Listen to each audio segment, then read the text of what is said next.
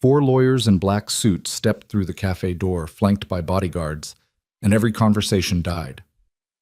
Eli Martinez froze behind the counter, his hands still gripping the coffee pot he'd used to serve the grumpy old man for 8 weeks straight.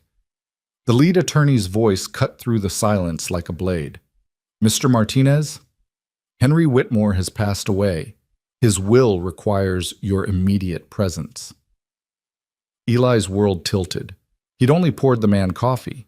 What he didn't know was that those simple acts of kindness had just made him a millionaire and ignited a war. Before we dive into this incredible story, I want you to stay with me until the very end because what happens next will restore your faith in humanity. And please, comment below with the city you're watching from, so I can see how far this story travels around the world. The fluorescent lights of Beacon Street Cafe flickered at 6:47 a.m., casting long shadows across the cracked linoleum floor that Eli Martinez had mopped for the 3rd time that week. His reflection in the coffee machine looked back at him. 32 years old but feeling 50, dark circles under his eyes that no amount of sleep could erase, shoulders perpetually hunched from carrying invisible weight. "Table 6 needs a refill," barked Sandra, the day manager, her voice sharp enough to cut glass. She didn't look up from her phone, thumbs scrolling endlessly through someone else's perfect life, while Eli lived his imperfect one in real time. "On it," Eli muttered, grabbing the coffee pot with hands that still bore yesterday's dishwashing burns. The ceramic handle was warm, familiar, the only constant in a life that seemed determined to keep shifting beneath his feet like quicksand. He'd been working at Beacon Street Cafe for 11 months now. 11 months since the accident that took his wife, Marie. 11 months since he became a single father to 6-year-old Ben. 11 months of drowning in medical bills, funeral costs, and a mortgage that laughed at his paychecks like a cruel joke with no punchline. The cafe itself was a relic from another era, red vinyl booths with duct tape covering the tears, laminated menus sticky with decades of syrup and broken dreams, walls the color of nicotine stains even though smoking had been banned for years. It smelled like burnt coffee, bacon grease, and desperation. In other words, it smelled like home. Eli moved through the morning rush on autopilot, his body performing a choreography it had memorized through repetition and necessity. Coffee for the construction workers who never tipped. Eggs over easy for the nurse finishing her night shift. Pancakes for the college student who'd been crying in the bathroom for 10 minutes before ordering. He saw everything. That was his gift and his curse. At 7:03 a.m., the bell above the door chimed, a sound that would change Eli's life forever, though he didn't know it yet. The old man entered like a storm cloud, all gray and heavy with the weight of untold stories. He was somewhere between 70 and ancient, with shoulders that curved forward as if the world had been pressing down on them for decades. His clothes were expensive once, a wool coat that might have been tailored in better times, leather shoes that had walked countless miles. But now everything hung on him like memories that no longer quite fit. "Good morning, sir," Eli said warmly, because that's what Marie would have wanted. She'd always said that kindness cost nothing, which was good, because nothing was exactly what Eli could afford to give these days. The old man didn't respond. His eyes, pale blue and watery, swept across the cafe like security cameras scanning for threats. When they landed on the corner booth by the window, something flickered across his weathered face. Recognition? Relief? Eli couldn't tell. Without a word, the man shuffled to that booth and sat down heavily, as if the act of remaining upright had finally become too exhausting to maintain. "I'll be right with you," Eli called out, but the man gave no indication he'd heard. He simply stared out the window at Beacon Street, watching the city wake up, watching life happen to other people. Sandra appeared at Eli's elbow, smelling like cigarettes and cheap perfume. "Don't waste your time on that one," she whispered, her breath hot against his ear. "He comes in, sits for hours, orders one coffee, never tips. Real piece of work." "How long has he been coming here?" Eli asked, watching the old man's trembling hands as they rested on the table like wounded birds. "Few weeks. Maybe a month. Nobody knows his name. Nobody cares." Sandra shrugged, already turning away. "Just don't expect anything from him. Some people are just takers, Eli. Remember that." But Eli couldn't remember that, wouldn't remember that. Because when he looked at the old man, he didn't see a bad tipper or a waste of time. He saw someone who was hurting in a way that had nothing to do with money and everything to do with the soul. He grabbed a fresh pot of coffee and approached the corner booth. "Morning, sir," Eli said gently, as if speaking to a spooked animal. "Coffee?" The old man's eyes slowly focused on Eli's face, and for a moment something passed between them. A recognition of shared pain, perhaps, or simply two people who understood what it meant to carry burdens no one else could see. "Black," the man rasped, his voice like gravel grinding against concrete. "Coming right up." Eli poured the coffee with steady hands, despite the exhaustion that made his bones feel like they were made of lead. "Can I get you anything to eat? The breakfast special is toast, wheat, no butter." "You got it." As Eli turned to leave, the old man spoke again. "Your hands." Eli paused, looking down at his reddened, work-worn hands. "What about them?" "They shake, but you pour steady. That takes discipline." It was the most the old man had said, and Eli didn't quite know how to respond. "I guess when you can't afford to spill, you learn not to," he finally said, attempting a smile that felt more like a grimace. The old man nodded once, slowly, and returned his gaze to the window. The toast came up 3 minutes later. Eli placed it in front of the old man, who stared at it like it was a puzzle he'd forgotten how to solve. His hands reached out, trembling badly now, fingers fumbling with the knife. Eli watched for 10 seconds. 20. The old man's jaw clenched with frustration, his pride clearly warring with his body's betrayal. The knife clattered onto the plate. "Would you mind if I—" Eli asked softly, picking up the knife before the man could refuse. The old man's shoulders sagged, defeat written in every line of his body. He didn't say yes, but he didn't say no. Eli cut the toast into 4 neat squares, exactly the way he cut Ben's sandwiches. "There you go, sir." "Why?" The question was barely a whisper. "Why what?" "Why help me? Your boss watches you like a hawk. You lose tips standing here. Why waste your time?" Eli thought about lying, about giving some noble answer about human decency or paying it forward, but something about this man demanded honesty. Because someone should. Because you're here. Because— He paused, searching for the right words. "Because if I don't help when I can, what's the point of any of this?" The old man's eyes glistened, but he blinked rapidly, banishing whatever emotion had threatened to surface. "You're a fool." "Yeah," Eli agreed with a sad smile. "I've been told that before." "Fools don't last long in this city. Then I guess I better help people while I still can." Something shifted in the old man's expression, not quite a smile, but a softening around the edges of his perpetual scowl.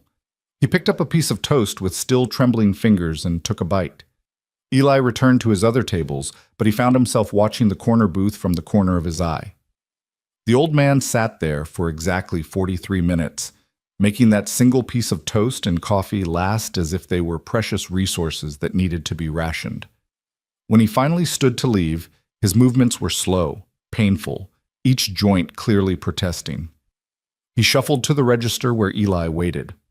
"That'll be $3.47, Eli said. The old man pulled out a worn leather wallet and placed $4 on the counter. "Keep it." 53 cents. Sandra had been right about the tipping. "Thank you, sir. Have a good day." The old man paused at the door, his hand on the handle. Without turning around, he said, "Henry, my name is Henry." "Good to meet you, Henry. I'm Eli." Henry nodded once and disappeared into the morning crowds of Beacon Street. The next morning, Henry was back at 7:03 a.m. exactly, as if he'd timed his arrival with a stopwatch. Same booth, same order, same trembling hands that couldn't quite manage the simple task of preparing his own breakfast. Eli cut his toast into 4 squares without being asked. "You remembered," Henry observed, his tone unreadable. "Seemed important," Eli replied. This became their routine. Every morning, 7 days a week, Henry appeared like clockwork. Black coffee, wheat toast, 4 squares, 53-cent tip. Sandra made her displeasure known. "That old man is costing us money. He takes up a booth during breakfast rush and barely orders anything. You need to encourage him to order more or move along." "He's a paying customer, Sandra." "Barely, and you spend too much time on him. Other customers are complaining about slow service. I'll work faster. See that you do. Because I'm watching, Eli. One more complaint and I'm cutting your hours. Don't think I won't. Eli couldn't afford to lose hours. Ben needed new shoes. The electric bill was overdue again.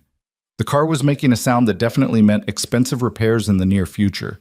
But every time he looked at Henry sitting alone in that corner booth, staring out at a world that had stopped including him, Eli couldn't bring himself to rush the old man out the door. The third week, Henry spoke more than usual. You have shadows under your eyes. Do I? Eli touched his face self-consciously. You work too hard. This place doesn't deserve you. It pays the bills. Mostly. Mostly. Henry repeated the word like it tasted bitter. What bills could possibly be worth killing yourself over? Eli hadn't planned to tell him. Hadn't planned to tell anyone. But something about Henry's directness, the way he asked questions without the usual social niceties that allowed for comfortable lies, made the truth spill out. I have a son, Ben. He's 6. His mother, my wife, died in a car accident last year. The insurance didn't cover everything. Medical bills, funeral costs, therapy for Ben because he has nightmares. Eli's voice cracked slightly. I work here during the day, then I do overnight stocking at the grocery store 3 nights a week. My neighbor watches Ben, and I pay her what I can, but it's never enough. Nothing's ever enough. Henry was quiet for a long moment. When he finally spoke, his voice was softer than Eli had ever heard it. You're a good father. Those 4 words hit Eli harder than any insult could have. His eyes burned with tears he refused to let fall in the middle of his shift. I'm trying to be. Some days I'm not sure I'm succeeding. The fact that you try, that you keep trying despite everything, that's what makes you good. Henry's trembling hand reached across the table, hovering for a moment before awkwardly patting Eli's wrist once. Your son is lucky to have you. But thank you, Eli whispered, his throat tight. That means more than you know. After that conversation, something changed between them. Not friendship exactly. Henry was too guarded, too wrapped in layers of old pain for friendship, but something approaching mutual respect. Henry began asking questions about Ben. What did he like to do? Was he good in school? What were his dreams? Eli answered everything, grateful for someone who wanted to hear about his son, who saw Ben as a person rather than just another obligation in Eli's overwhelmed life. He loves drawing, Eli said one morning while refilling Henry's coffee. Covers every surface in the apartment with his pictures, mostly superheroes saving people. He's got this whole universe he's created where everyone has a special power. What's your power in his universe? Eli laughed, surprised by the question. I'm not in it, just the heroes. Henry frowned. You don't think you're a hero? I'm just doing what I have to do. That's precisely what makes someone a hero. Not the wanting to do it, but the doing it anyway when every fiber of your being wants to quit. Henry fixed Eli with an intense stare. Your son sees it even if you don't. Week 5 brought the first real smile Eli had seen on Henry's face. It happened when Eli mentioned that Ben had gotten a gold star in reading class. Reading is important, Henry said, and for a moment his eyes seemed to focus on something far away. My wife used to say that reading was how you lived 1,000 lives instead of just one. She read constantly, everything, novels, newspapers, cereal boxes. His smile turned sad. She's gone now. Has been for 7 years. I'm sorry, Eli said, meaning it. Don't be. She had a good life. We had a good life. Henry's smile faded entirely. I just wish I'd appreciated it more while I had it. You always think there's more time. There never is. Is that why you come here every morning? This booth? Henry's gaze drifted to the window. This cafe. Years ago, it belonged to someone else. Different name, different owners, but the same booth. My wife and I used to come here on Sunday mornings. She'd order French toast. I'd get the eggs Benedict that they don't make anymore. We'd sit here for hours, watching the world go by, planning our future. He touched the table almost reverently. This was our spot, where everything good began. Eli understood then. This wasn't just a booth. It was a shrine, a time machine, the last place where Henry could still feel connected to someone he'd lost. She would have liked you, Henry said suddenly. Maggie. That was her name. She would have said you had a good heart. She could always tell about people. I wish I could have met her. So do I. Henry's voice dropped to barely above a whisper. So do I. By week 7, the other regulars had noticed the unusual relationship between Eli and the grumpy old man. "What's the story with you and Grandpa Scrooge, Volk?" asked Tommy, one of the construction workers who came in every morning reeking of cigarettes and testosterone. "No story. He's just a customer." "Bullshit. You treat him like royalty while the rest of us have to flag you down for a coffee refill. What gives?" "Maybe if you said please once in a while, I'd refill your coffee faster," Eli shot back, surprising himself with the sharpness in his tone. Tommy raised his hands in mock surrender. "Whoa, touchy. All I'm saying is the old guy gets special treatment, makes the rest of us wonder what we're doing wrong." "You could start by leaving a tip that's more than spare change," Eli muttered, walking away before the conversation could escalate. But Tommy's words stuck with him. Was he giving Henry special treatment? Yes, definitely yes. But not because Henry deserved it more than anyone else. Because Henry needed it more. There was a difference, though Eli suspected people like Tommy would never understand it. Sandra certainly didn't. "The old man's situation is getting out of hand," she informed Eli during his break. "He's here for over an hour every morning, taking up prime real estate during our busiest time. Either he starts ordering more or you need to move him along. Those are your options." "I'll handle it," Eli said, though he had no intention of doing anything of the sort. "See that you do, because the owner's been asking questions about our revenue, and I need to show improvement. If that means losing dead weight, customer or employee, then that's what happens."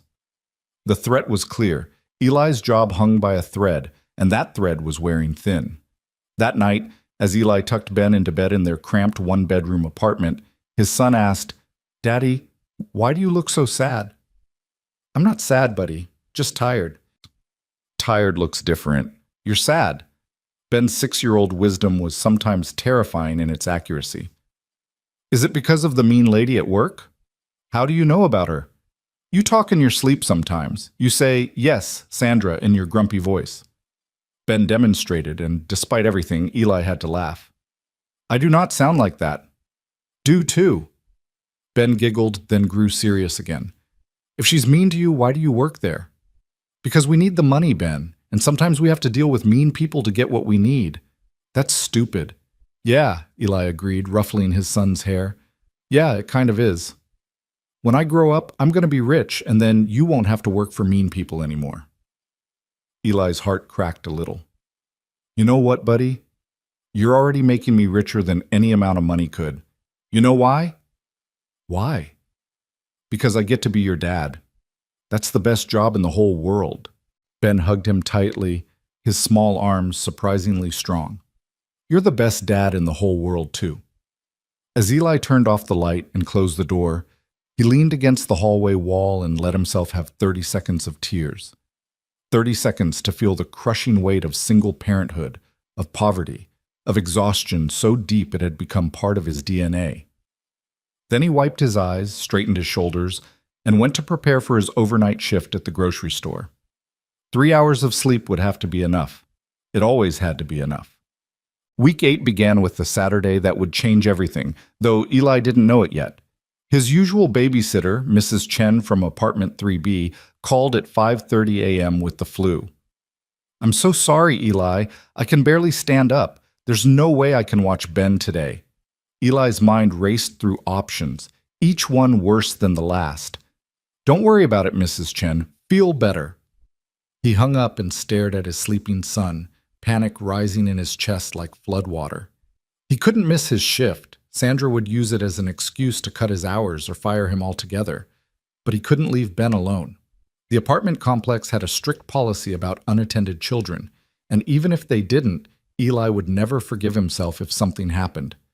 There was only one option, though it violated several cafe policies and would definitely anger Sandra. At 6:15 a.m., Eli and Ben walked hand in hand to Beacon Street Cafe. Ben carried his backpack full of coloring books, crayons, and the battered paperback of Where the Wild Things Are, that he'd already memorized but still loved. "Remember the rules," Eli said as they approached the cafe door. "Sit quietly at table 12 in the back. Don't bother the customers. If you need anything, you come find me, okay?" "Okay, Daddy. I promise I'll be good." "You're always good, buddy. I'm just sorry you have to spend your Saturday here instead of at the park." "It's okay. I like watching you work. You make people happy."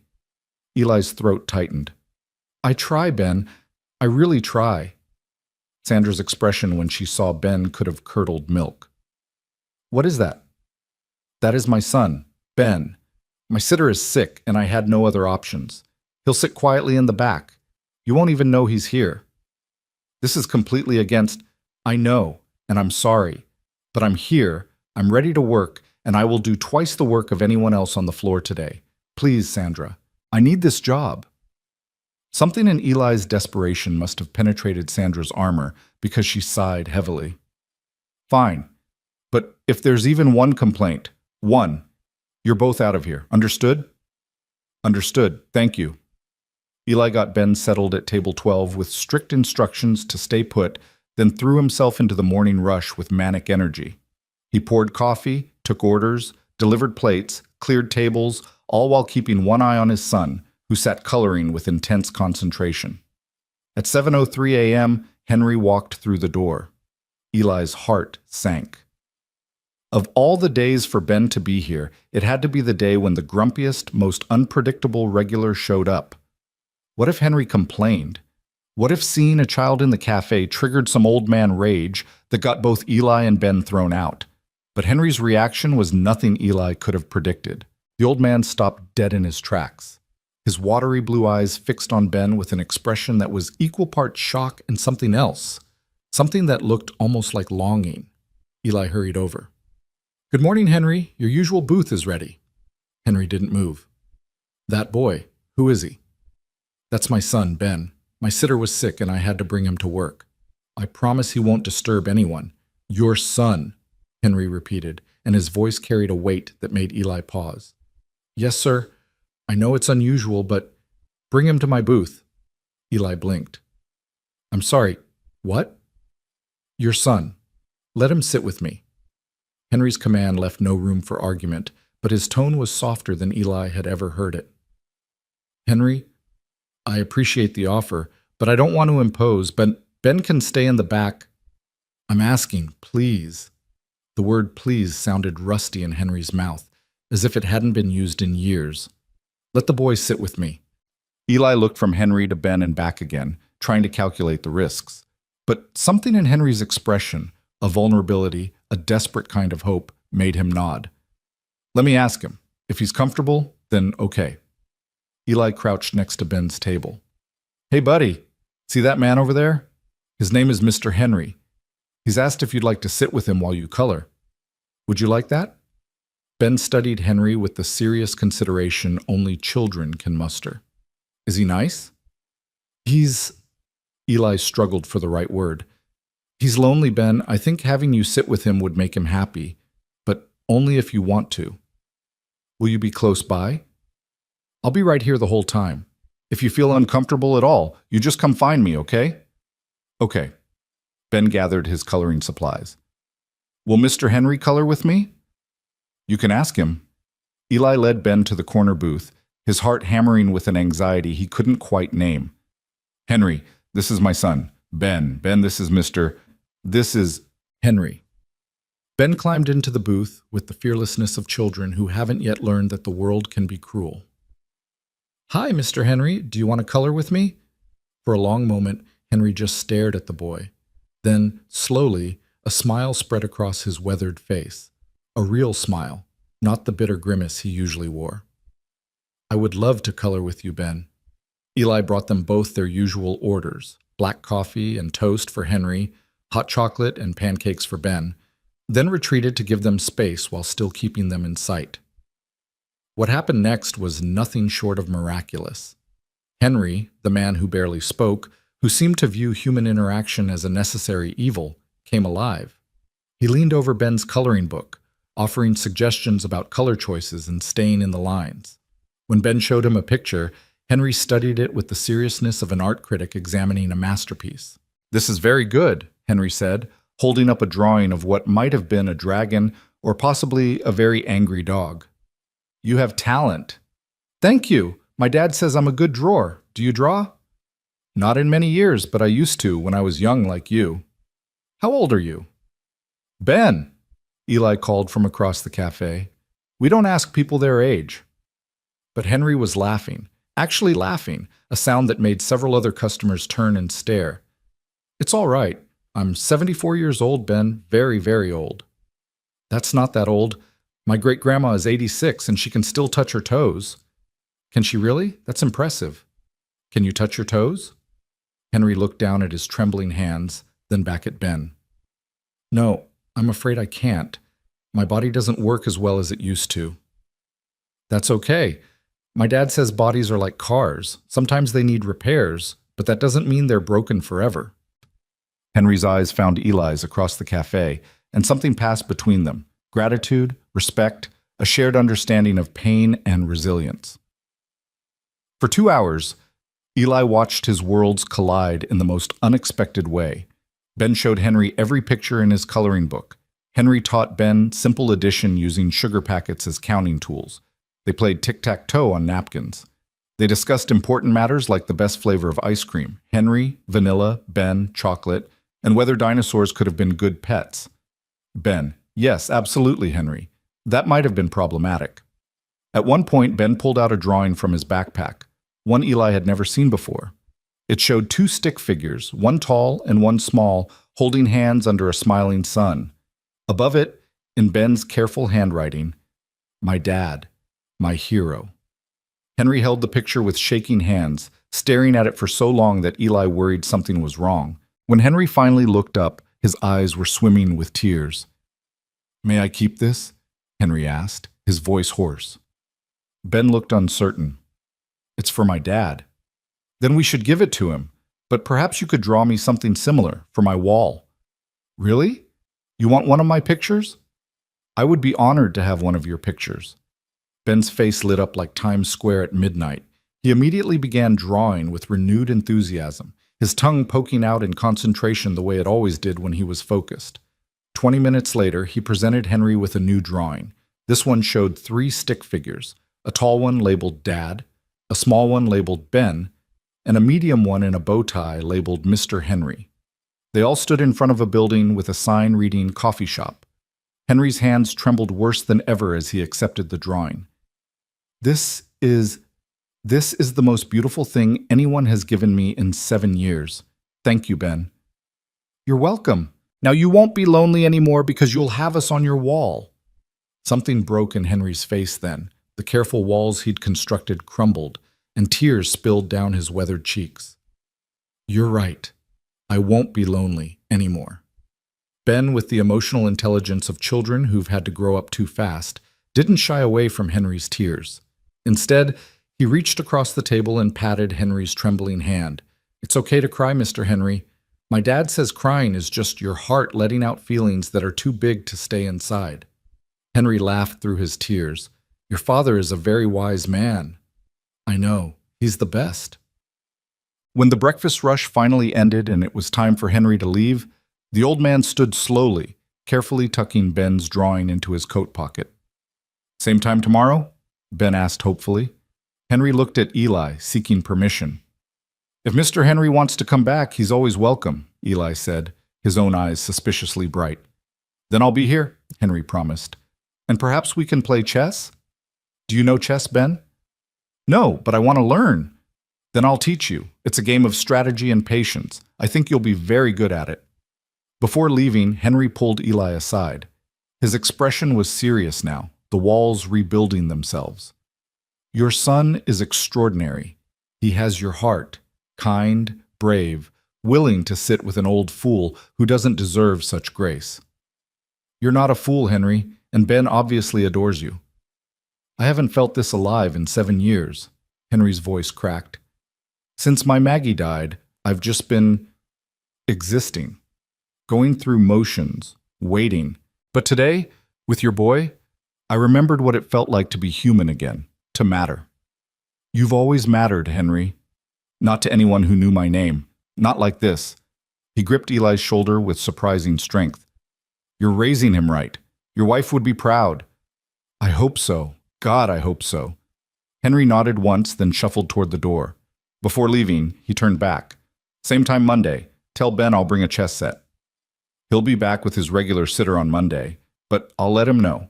Maybe next Saturday? Henry's face fell, then recovered. Next Saturday, then. Don't let him forget old Henry.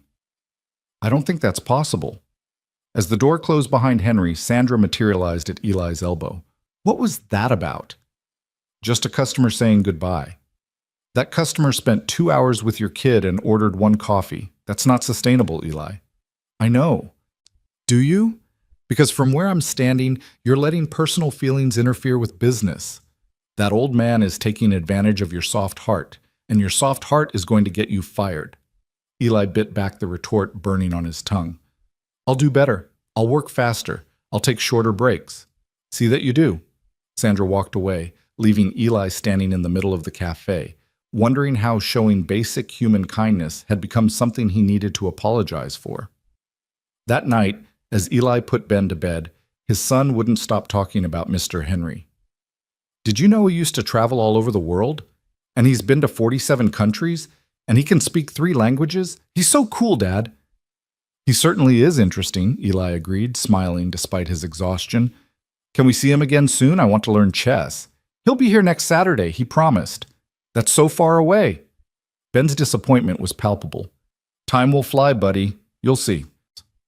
But time, as it turned out, was the one thing they didn't have. Monday morning, 7:03 a.m. Eli stood behind the counter, coffee pot in hand, waiting. 7:15. The corner booth remained empty. 7:30. Nothing. At 7:45, Eli started to worry. Henry was never late. Never. In 8 weeks, he'd been there at 7:03 a.m. every single day, as reliable as the sunrise.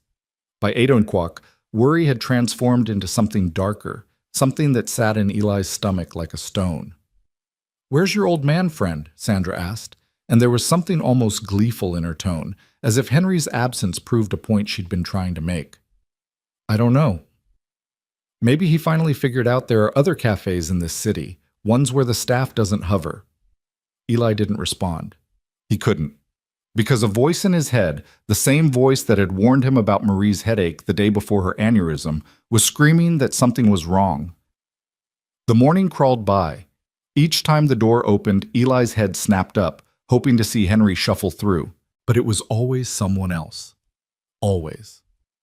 At 9 o'clock a.m., the bell above the door chimed, and 4 men entered. They wore black suits that probably cost more than Eli made in 3 months. Their expressions were serious, professional, the kind of faces that delivered bad news with practiced efficiency. Behind them, 2 more men, broader, harder, clearly security of some kind. Bodyguards. The cafe fell silent. Conversations died mid-sentence. Even Sandra's phone scrolling paused. The lead man, mid-50s, gray temples, eyes that had seen everything and been impressed by nothing, scanned the room until his gaze landed on Eli. Are you Eli Martinez? Eli's mouth went dry. Yes. My name is Richard Anderson. I'm the personal attorney for Mr. Henry Whitmore. He paused, and in that pause, Eli heard everything he needed to know. I'm afraid I have some difficult news. Mr. Whitmore passed away yesterday evening. The coffee pot slipped from Eli's hand. It shattered on the floor, hot liquid spreading like blood, but Eli barely noticed. The world had narrowed to a single pinpoint of pain. What? I'm sorry for your loss. I understand you and Mr. Whitmore had formed a friendship. Eli's voice cracked. He was just here Saturday. He promised to teach my son chess. He promised... Anderson's expression softened slightly. Mr. Whitmore's will contains a clause requiring your immediate presence for the reading. I have a car waiting outside. If you could come with us now, I'd appreciate it. I'm working. I can't just leave. I think you'll find that your employer will grant you this time. Anderson glanced at Sandra, who looked as shocked as Eli felt. This is a matter of some urgency. Eli, go. Sandra said, and for once there was no sharpness in her voice, only confusion and something that might have been concern. "We'll manage." Eli moved on autopilot, removing his apron, grabbing his jacket. The attorneys flanked him like an honor guard as they walked toward the door. Behind him, he heard the cafe explode into whispers and speculation, but Eli couldn't process any of it. His mind was stuck on a single image. Henry's smile as he accepted Ben's drawing, the way he'd said, "I won't be lonely anymore." Had he known? Had Henry somehow known these were his last days? Was that why he'd opened up so suddenly? Why he'd wanted to spend time with Ben? Why everything had felt so urgent on Saturday? Outside, a black Mercedes waited at the curb. Anderson opened the door, and Eli climbed inside, feeling like he was entering another world, one where the seats were leather, the air was climate-controlled, and old men who shared morning coffee didn't just die without warning. "Where are we going?" Eli asked as the car pulled into traffic. "Downtown, to our firm. The reading of Mr. Whitmore's will is scheduled for 10 o'clock a.m. "But why do I need to be there?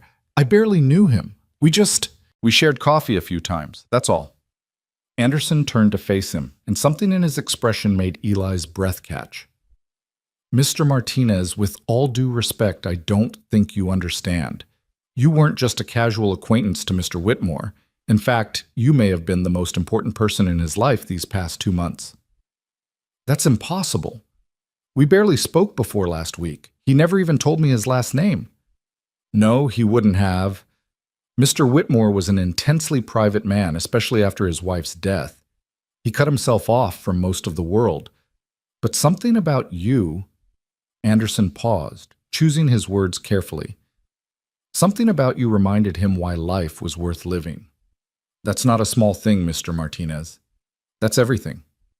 Eli stared out the window as Manhattan scrolled past, each building a monument to wealth and power that existed in a completely different universe from his own.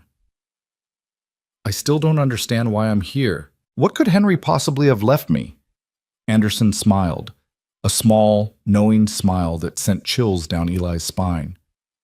"I think you'll find that Mr. Whitmore was full of surprises. In fact, I guarantee that what you're about to learn will change your life forever." "Change my life? I'm a broke single dad working 2 jobs to keep a roof over my son's head. Nothing changes that except lottery tickets and miracles, and I don't believe in either." "Then, Mr. Martinez," Anderson said softly, "perhaps today is the day you start believing." The car turned onto Park Avenue, pulling up in front of a glass tower that reached toward the sky like a middle finger to everyone who couldn't afford to enter its doors.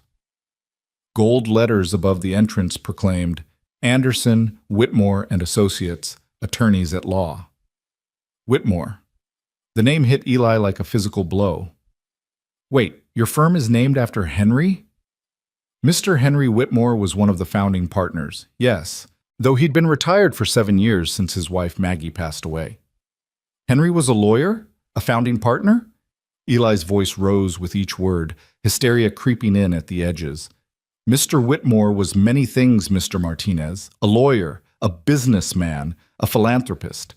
At the time of his death, his personal wealth was estimated at approximately $87 million. The world tilted. The sky swapped places with the ground.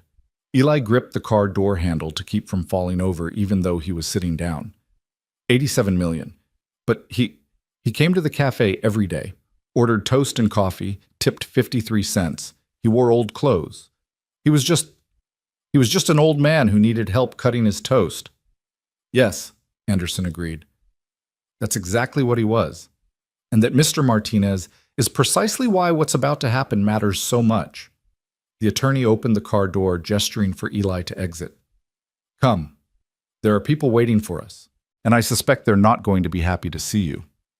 Eli climbed out of the car on shaking legs, following Anderson and his entourage of lawyers and bodyguards into a world where the marble was real, the paintings were originals, and every surface gleamed with the kind of cleanliness that only money could buy. In the elevator, rising toward the 42nd floor, Eli finally found his voice. "Who's going to be unhappy to see me?" Anderson's smile turned grim. "Mr. Whitmore's daughter and grandson.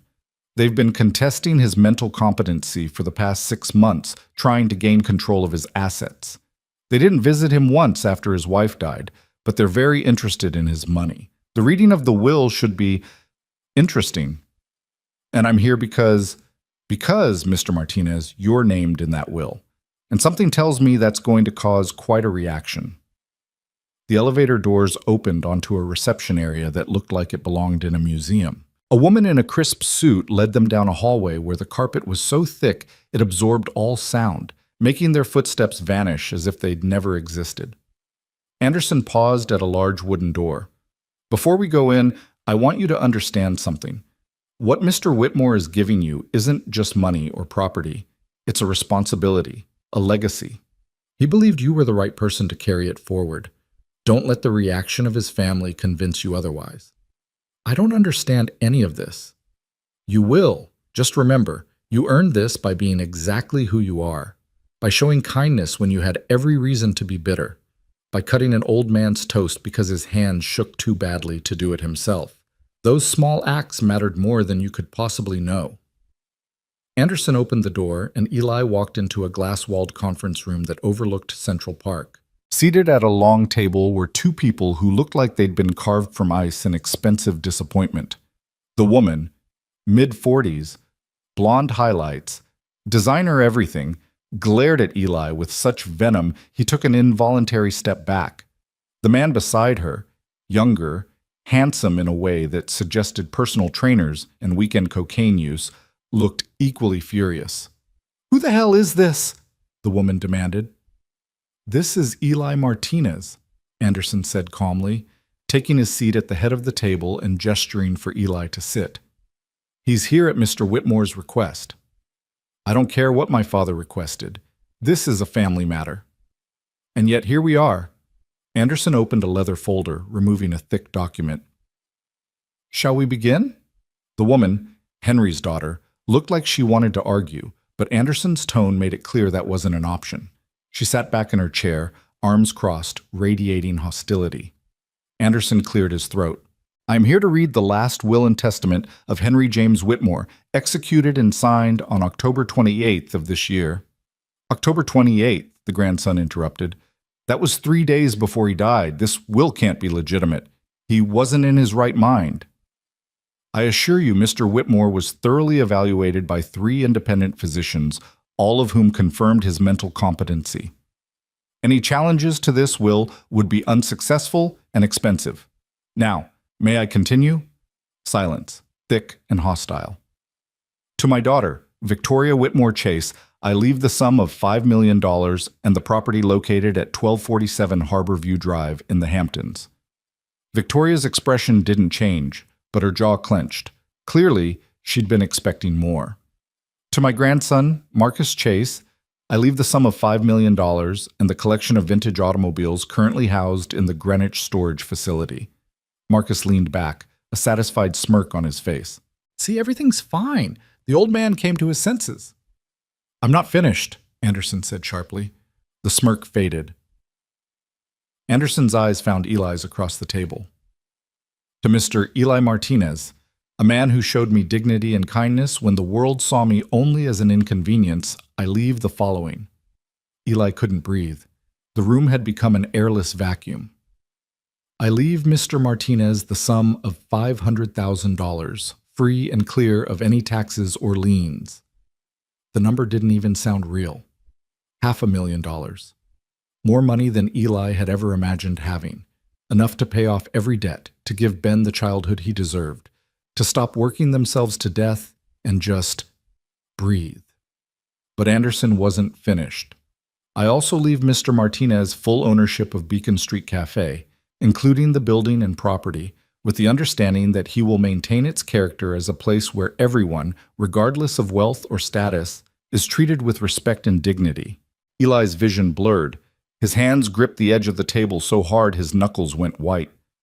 "Furthermore," Anderson continued, his voice growing louder to be heard over Victoria's increasingly vocal protests, "I leave Mr. Martinez the Whitmore Legacy Trust, which contains $6 million in carefully managed assets, to be used at his discretion for charitable purposes, with a particular focus on supporting single parents and small businesses. The room exploded. Victoria was on her feet, screaming. Marcus was cursing. Someone's fist hit the table hard enough to make the water glasses jump, but Eli couldn't hear any of it. His ears were ringing, his heart was pounding, and his mind was trying to comprehend that his life had just changed so fundamentally that he couldn't even begin to process it. $6.5 million, a cafe, a trust, all because he'd cut an old man's toast. Anderson was still talking, still reading legal language that Eli couldn't follow. Victoria was threatening lawsuits. Marcus was demanding medical records. The bodyguards had moved to blocking positions near the door. And through it all, Eli sat frozen, thinking about Henry, about those pale blue eyes that had seen him, really seen him, when everyone else looked through him, about the way Henry had smiled at Ben's drawing, about his trembling hands holding that picture like it was made of gold instead of crayon. "This is bullshit!" Victoria's shriek cut through Eli's thoughts. "My father was clearly being manipulated. This man obviously took advantage of him." "Be very careful with your next words, Ms. Whitmore Chase," Anderson interrupted, his voice deadly quiet. "Mr. Martinez did nothing inappropriate. In fact, multiple witnesses at the cafe can attest that he was simply doing his job and doing it with a level of compassion that your father found profoundly moving. My father was senile. Your father was brilliant until the day he died, and he was very clear about his intentions." Anderson pulled out another document. "He also left letters, one for each of you, and one for Mr. Martinez." He distributed 3 envelopes. Victoria and Marcus tore theirs open immediately, their expressions cycling through anger, disbelief, and something that might have been shame as they read. Eli stared at his envelope. His name was written on the front in shaky handwriting, Henry's handwriting. "I'll give you a moment," Anderson said softly, and the attorneys and family members filed out, leaving Eli alone in the conference room with his envelope and the impossible reality of his new life. With trembling hands, hands that now shook as badly as Henry's ever had, Eli opened the letter and began to read. "Dear Eli, if you're reading this, I'm gone. I'm sorry to leave without saying goodbye, but I've learned that goodbyes are harder when you say them out loud. So I'll say it this way. Thank you. Thank you for seeing me when I'd become invisible. Thank you for cutting my toast. Thank you for letting me meet your son. Thank you for reminding me that kindness still exists in this cruel, beautiful world. You probably think I'm crazy. Why would I leave so much to a man I barely knew?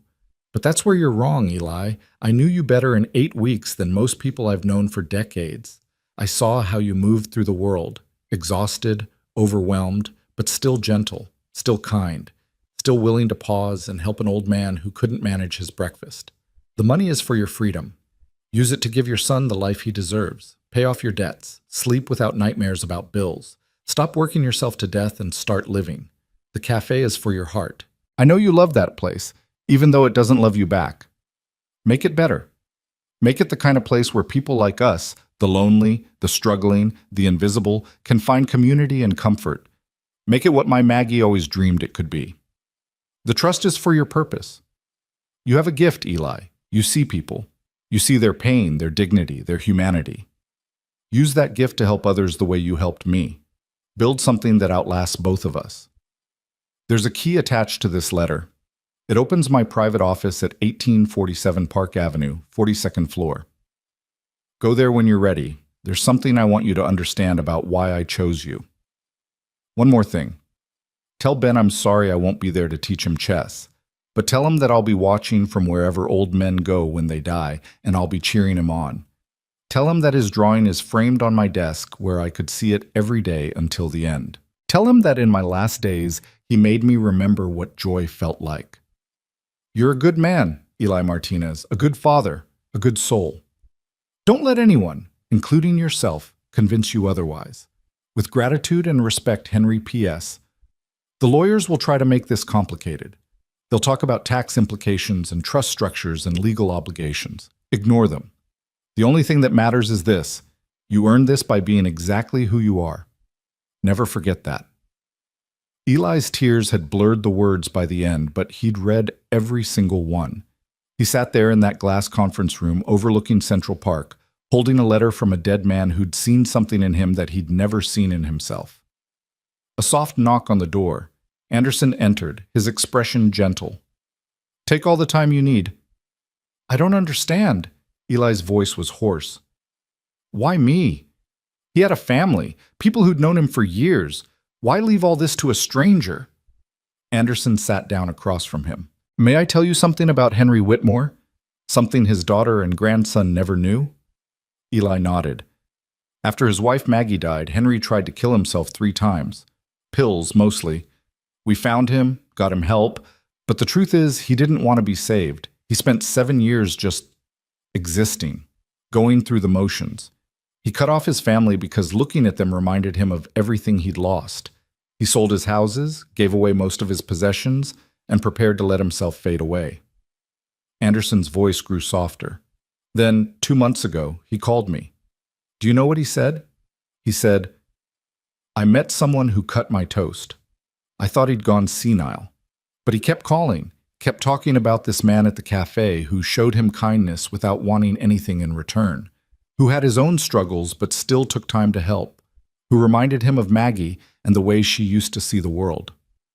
"I didn't do anything special," Eli whispered. "That's exactly why it mattered. You didn't know who he was, didn't know he was worth millions, didn't know that helping him might lead to anything. You just helped, because that's who you are." Anderson smiled. "Henry called you the son I should have had. Not his daughter, not his grandson, you."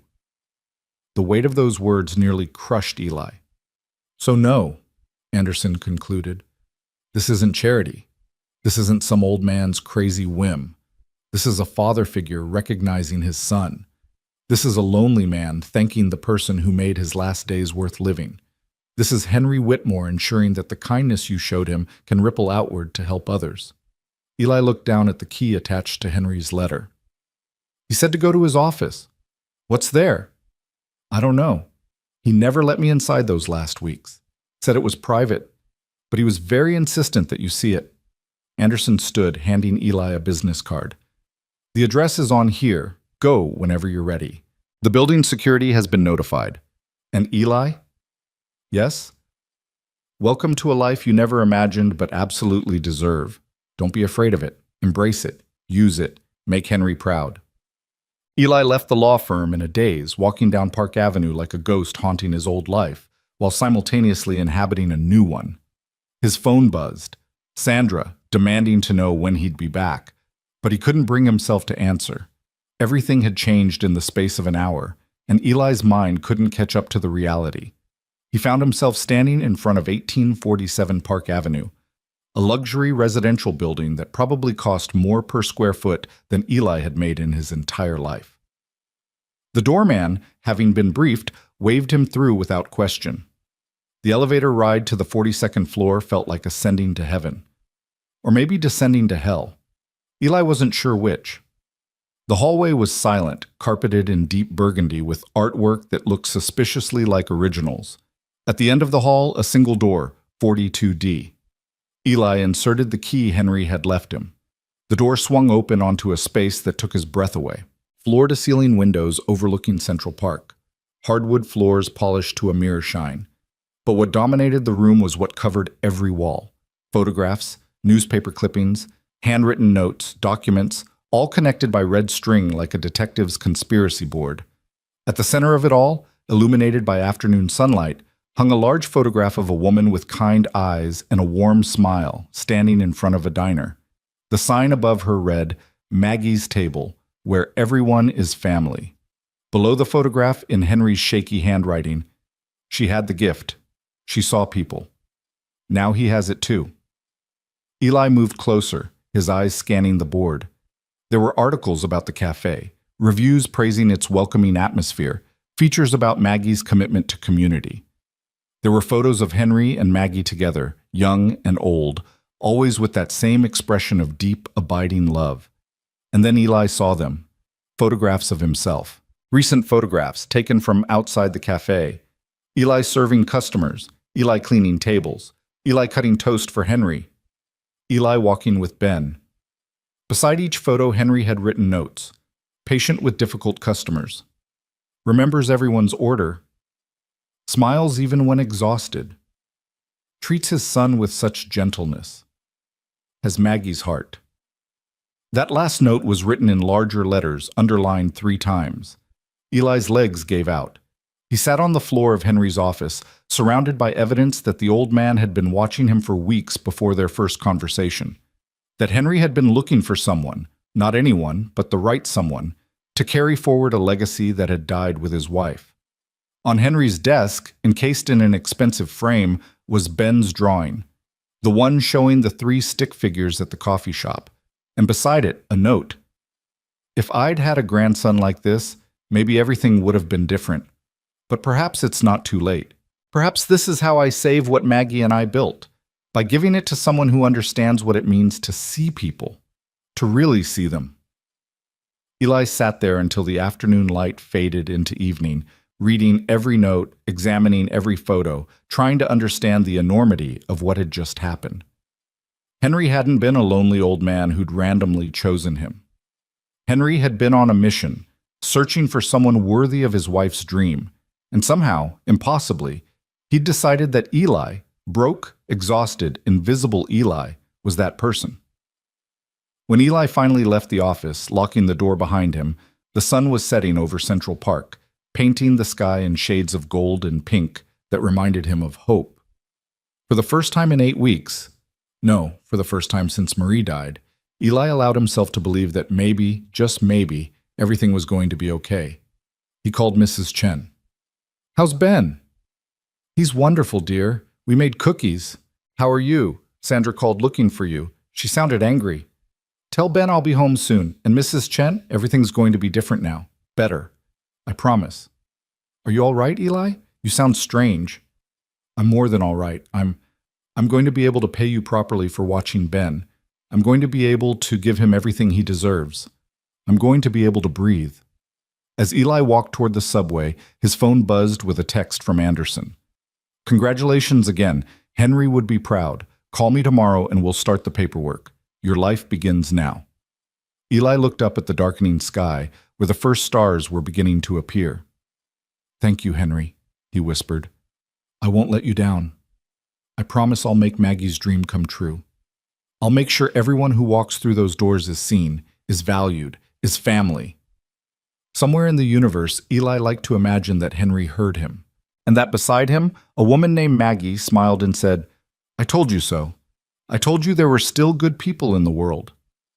Eli walked home to his son, carrying in his pocket a key to a new future. In his heart, a responsibility he'd never asked for but would honor anyway. And in his mind, a promise to an old man who'd seen him when he was invisible. The story was only beginning, and for the first time in longer than he could remember, Eli couldn't wait to see what happened next. The subway ride home felt surreal, as if Eli had stepped through a portal into an alternate dimension where impossible things happened to ordinary people. His reflection in the dark window looked the same: tired eyes, worn jacket, hands that bore the evidence of too much work. But everything inside him had shifted. The weight he'd been carrying for 11 months hadn't disappeared, but it had transformed into something else, something that felt almost like possibility. When he finally climbed the 4 flights to his apartment, Mrs. Chen was waiting in the hallway, her weathered face creased with concern. "Eli, what's going on? Sandra called 3 times. She said if you don't show up tomorrow, you're fired." Eli smiled, and it felt strange on his face, like a muscle he'd forgotten how to use properly. "Let me pay you for today, Mrs. Chen, and let me pay you what I actually owe you for the last 11 months. "What are you talking about? You paid me?" "No, I paid you what I could afford, which was nowhere near what your time was worth." He pulled out his wallet, suddenly aware of how thin it was, how the bills inside represented desperate mathematics: gas money versus groceries, electricity versus heat. Starting tomorrow, things are going to be different, very different. Mrs. Chen's eyes narrowed. "Did you rob a bank?" The question was so absurd that Eli laughed, really laughed, for the first time since Marie's funeral. "No, Mrs. Chen, someone robbed a bank 70 years ago, built an empire, and decided to give some of it to me because I cut his toast." "You're not making sense, dear. Are you feeling all right?" "I'm feeling like I can finally breathe. Come on, let's go get Ben. I have a lot to tell him. Ben was sitting at Mrs. Chen's kitchen table, surrounded by cookie crumbs and colored pencils, working on another drawing. When he saw Eli, his face lit up with pure, uncomplicated joy. Daddy, look what I made. It's a picture of when I grow up. See? I'm going to be an artist and you're going to be happy. The drawing showed two stick figures, one small with wild hair holding a paintbrush, one tall with a smile that actually reached his eyes. Eli's throat tightened. When did you decide I wasn't happy now? Ben's expression turned solemn, carrying that terrible wisdom that children of tragedy develop too early. You pretend to be happy, but at night, when you think I'm sleeping, you cry in the bathroom. I hear you. The words hit Eli like a physical blow. He'd thought he was protecting Ben, thought his son was too young to understand, but children always understood. They just understood differently.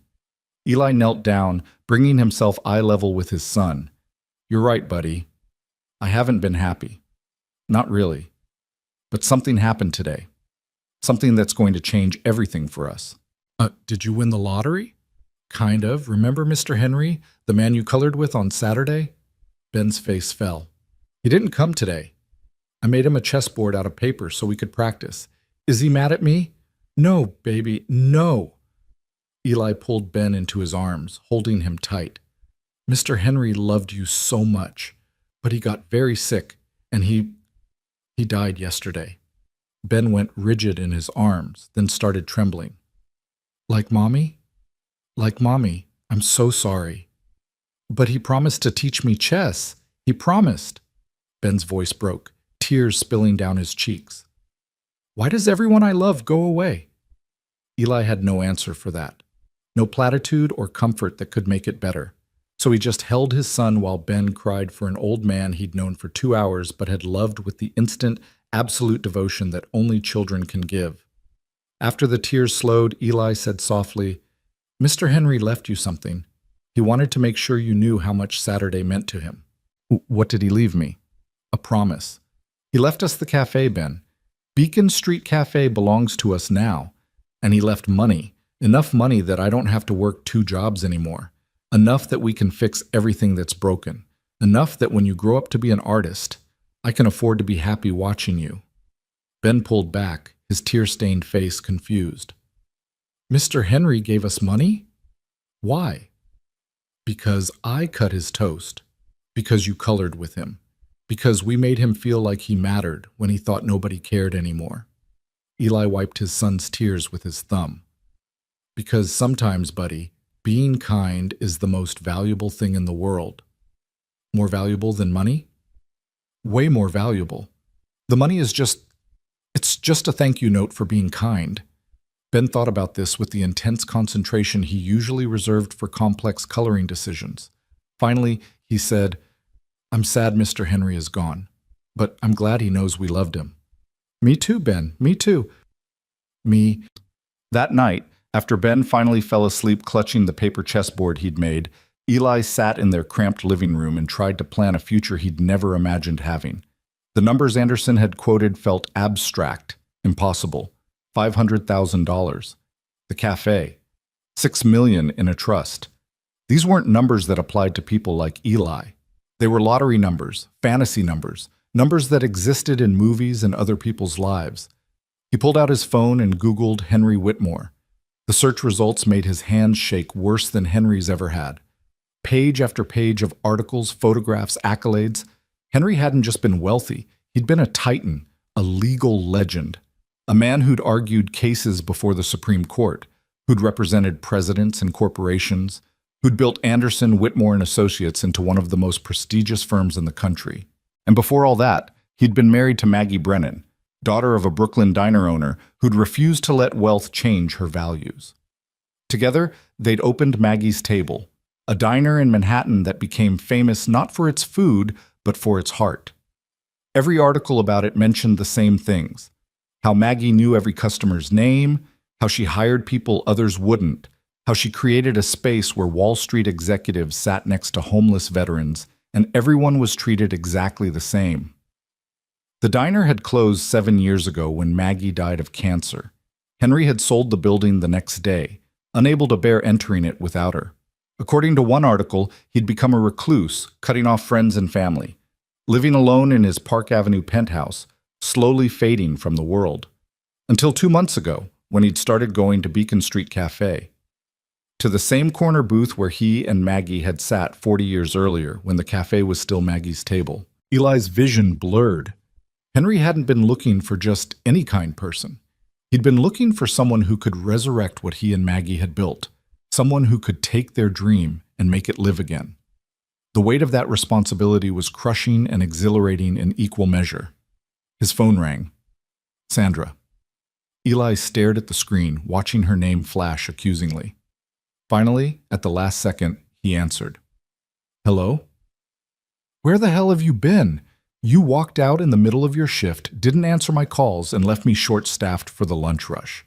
Sandra's voice could have stripped paint. I want you here at 5 a.m. tomorrow to make up for it, and if you're even 1 minute late, I quit. Silence. Then, dangerously quiet. What did you say? I quit, Sandra. I'm giving you my 2 weeks' notice, effective immediately.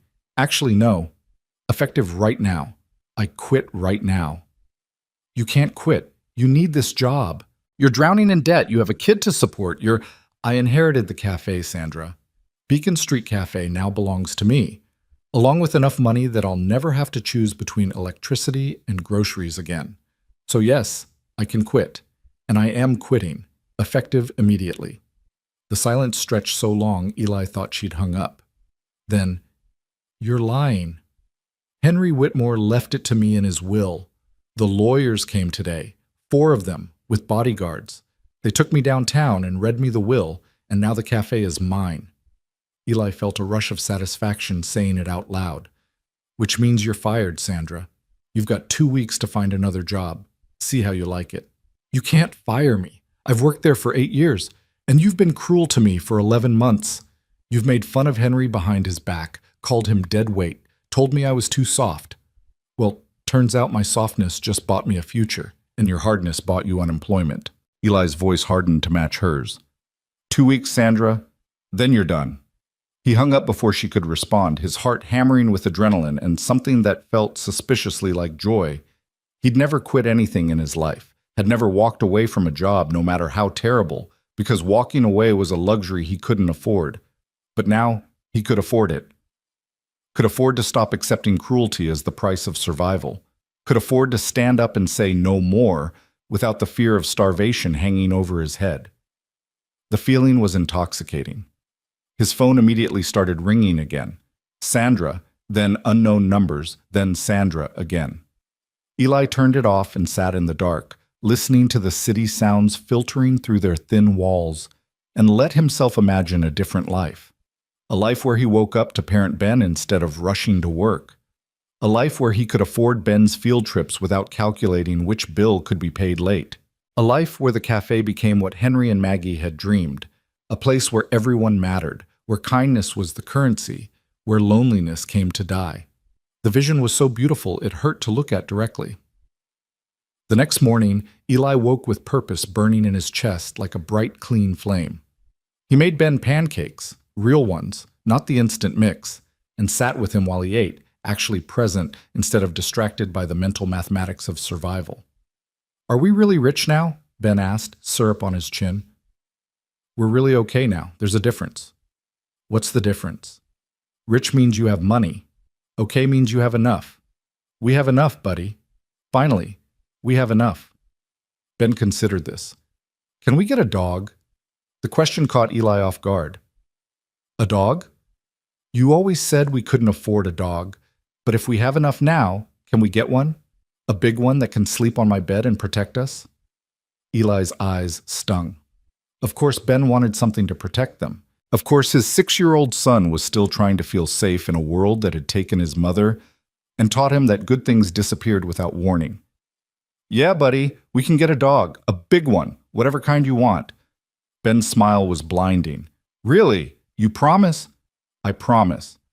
We'll go to the shelter this weekend and find the perfect one.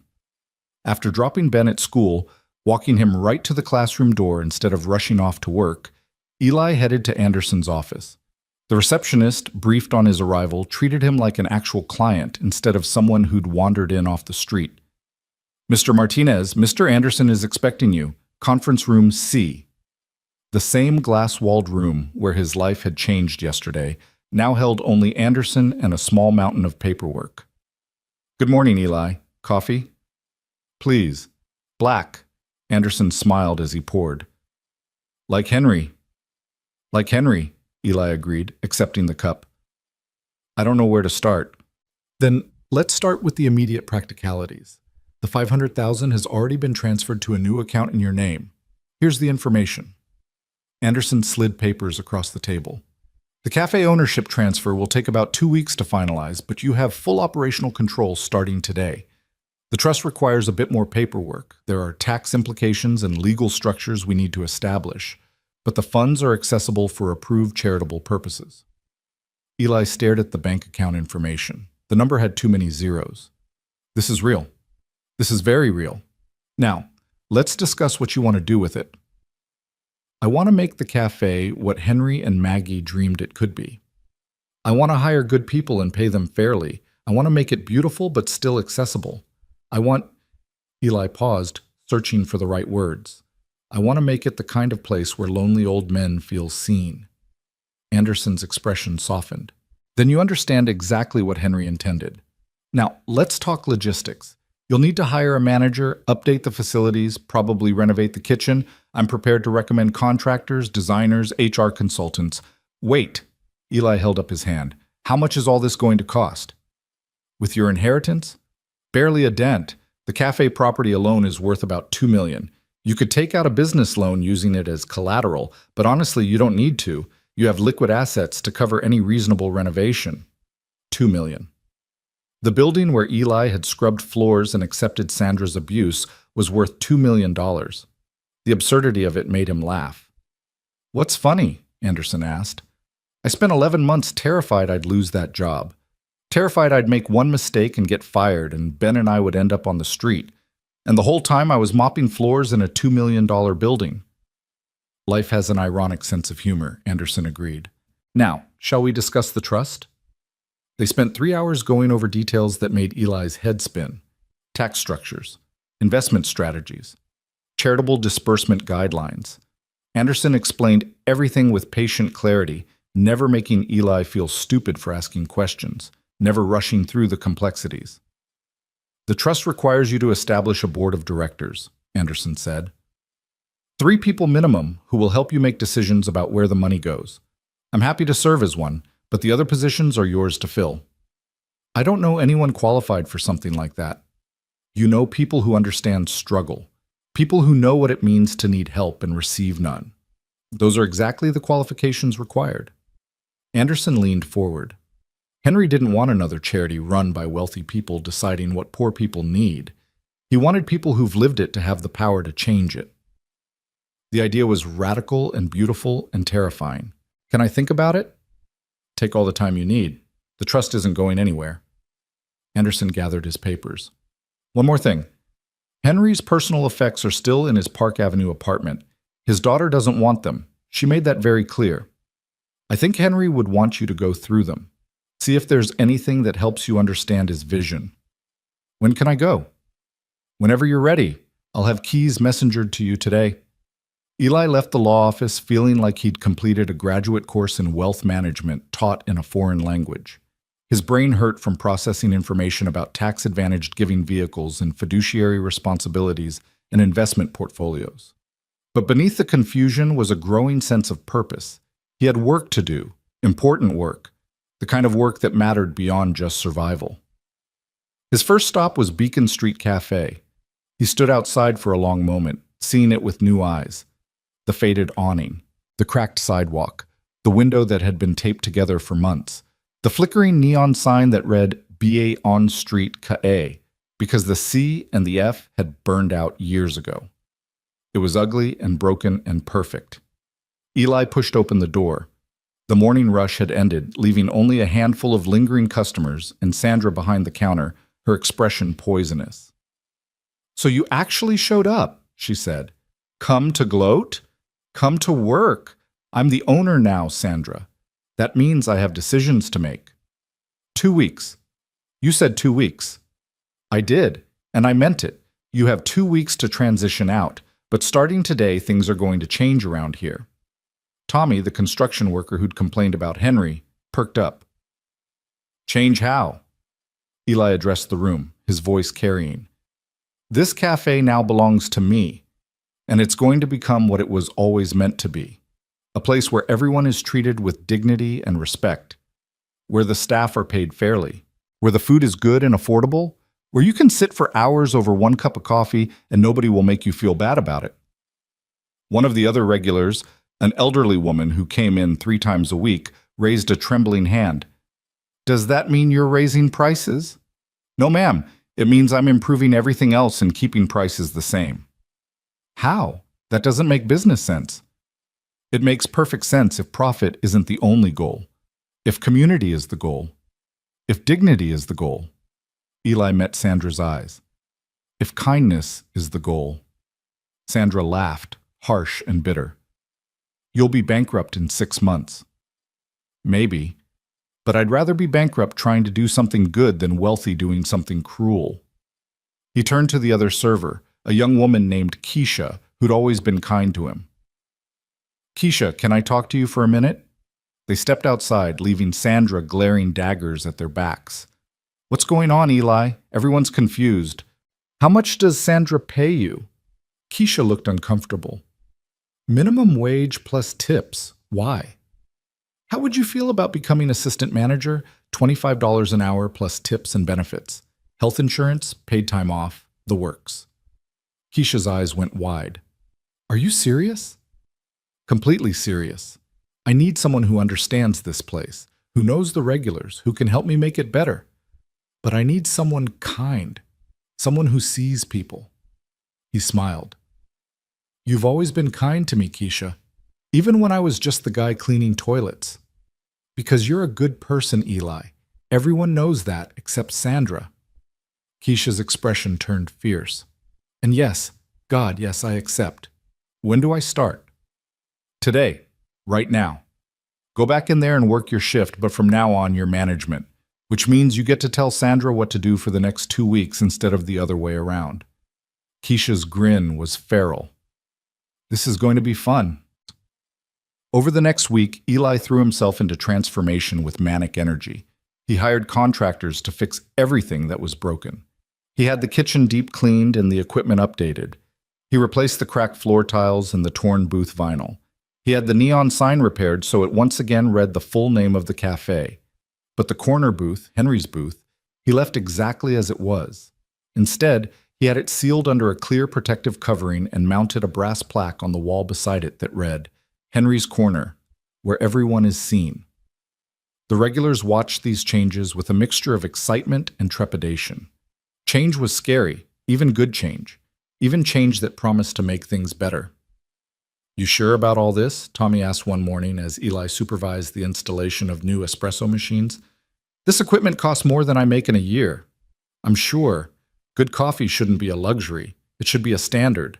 But how are you paying for it? Everyone's saying you inherited money, but nobody knows from who. Eli pointed to the plaque by the corner booth. From him. From the man you said I gave too much attention to. From the man who saw that attention and decided it mattered. Tommy had the grace to look ashamed. I was an asshole about that. About him. Yeah, you were. But you're here every morning, so you must like something about this place. Help me make it better instead of tearing it down. How? Start leaving decent tips. Start saying please and thank you. Start seeing the staff as people instead of servants. Eli met his eyes. Start being the kind of customer you'd want to serve. Tommy was quiet for a long moment. Then, yeah, okay, I can do that. Small victories, small changes, small moments that accumulated into something larger. Sandra's last day came faster than Eli expected.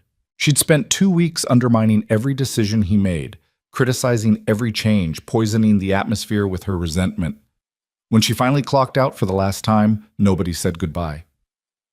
You'll fail, she told Eli on her way out. You're too soft, too naive, too willing to believe in people who'll just take advantage of you. Give it 6 months and you'll be begging me to come back. 6 months from now, I'll have created something beautiful, Eli replied calmly, and you'll still be bitter. I know which future I prefer. She left without another word, and the cafe seemed to breathe easier in her absence. Keisha proved to be a revelation. She knew every regular's name, their favorite orders, their personal struggles. She trained new staff with patience and kindness. She turned the cafe from a place of transaction into a space of connection. You were wasted as a server, Eli told her one afternoon. You should have been running this place years ago. Sandra would never have promoted me. Said I was too friendly, that I wasted time talking to customers. Keisha laughed. Turns out talking to customers is exactly what this job should be. Turns out Sandra was wrong about a lot of things. 2 weeks after taking ownership, Eli finally made time to visit Henry's Park Avenue apartment. Anderson had arranged everything, but Eli had been avoiding it, afraid of what he might find, afraid of the weight of Henry's life, the responsibility of his legacy. But he couldn't avoid it forever. The apartment was massive, 4 bedrooms, floor-to-ceiling windows, the kind of space that existed in architecture magazines and other people's dreams. But it felt empty despite being full of furniture, artwork, decades of accumulated possessions. Eli wandered through rooms that echoed with loneliness. Henry's bedroom was stark. Just a bed, a nightstand, a single photograph of Maggie. The kitchen looked unused, as if Henry had stopped cooking the day she died.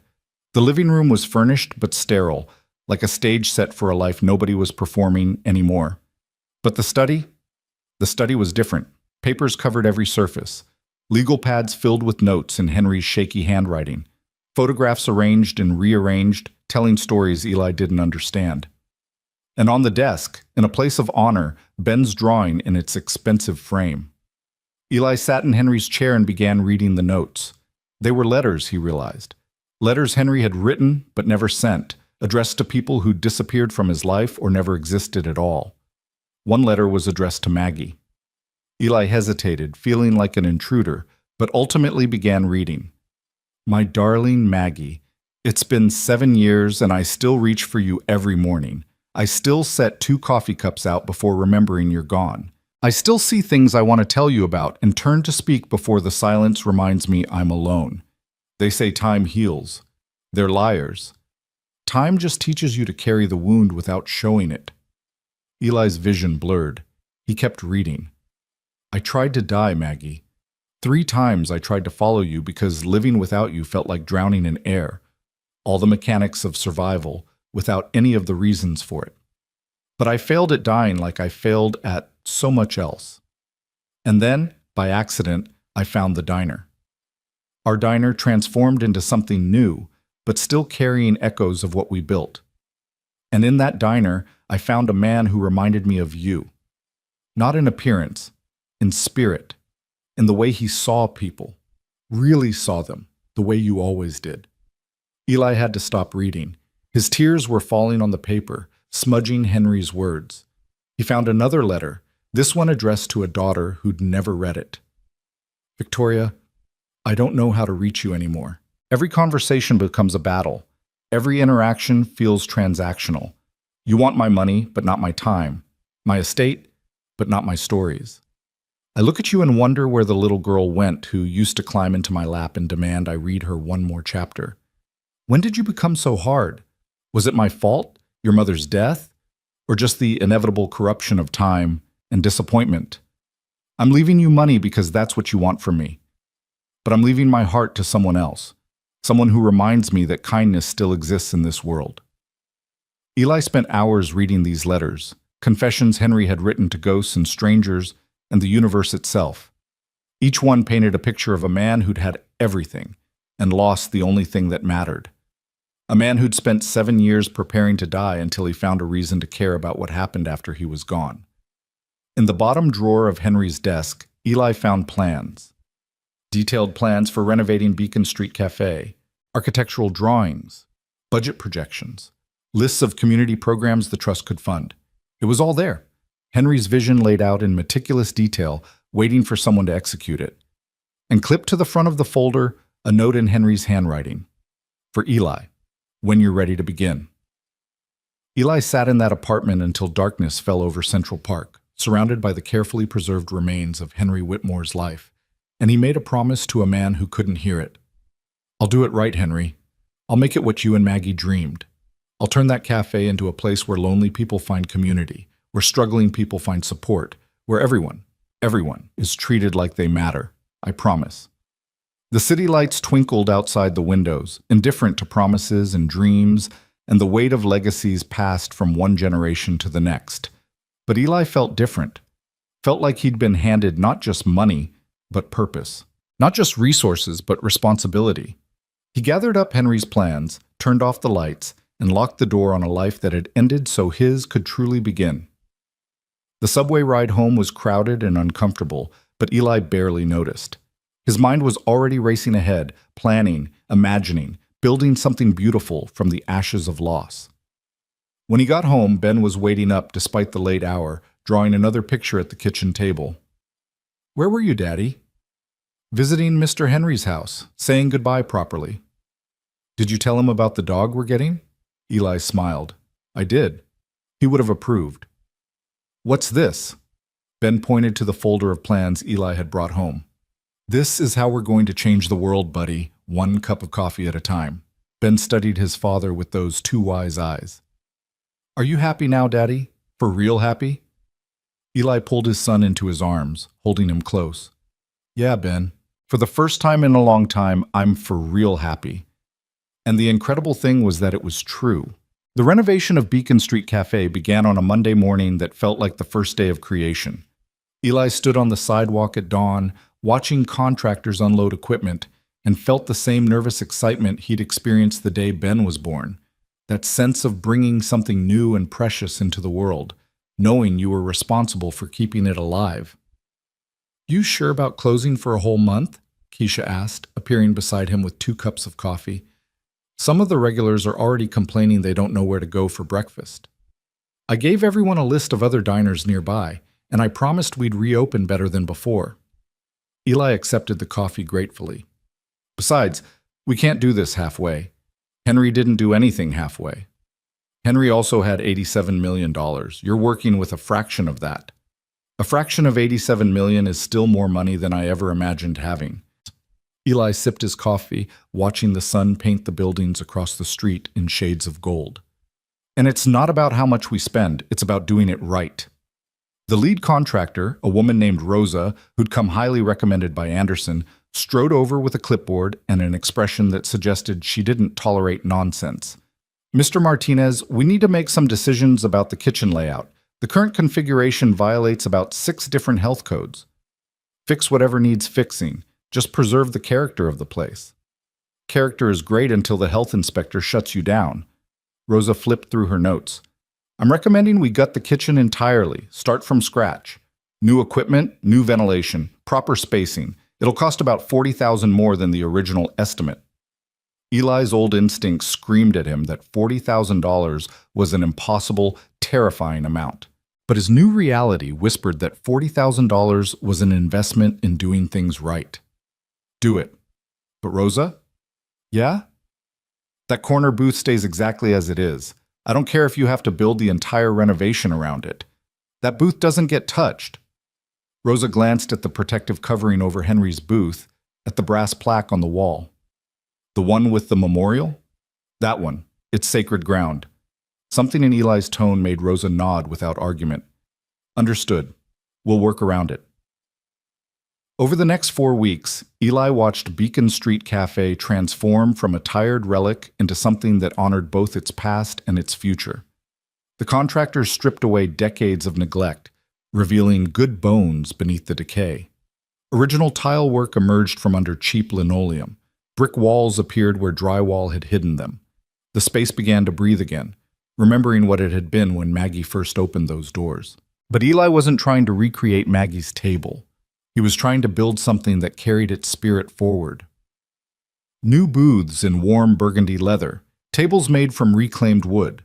Lighting that was bright enough to read by, but soft enough to feel intimate. A color palette of cream and deep red that felt both classic and welcoming.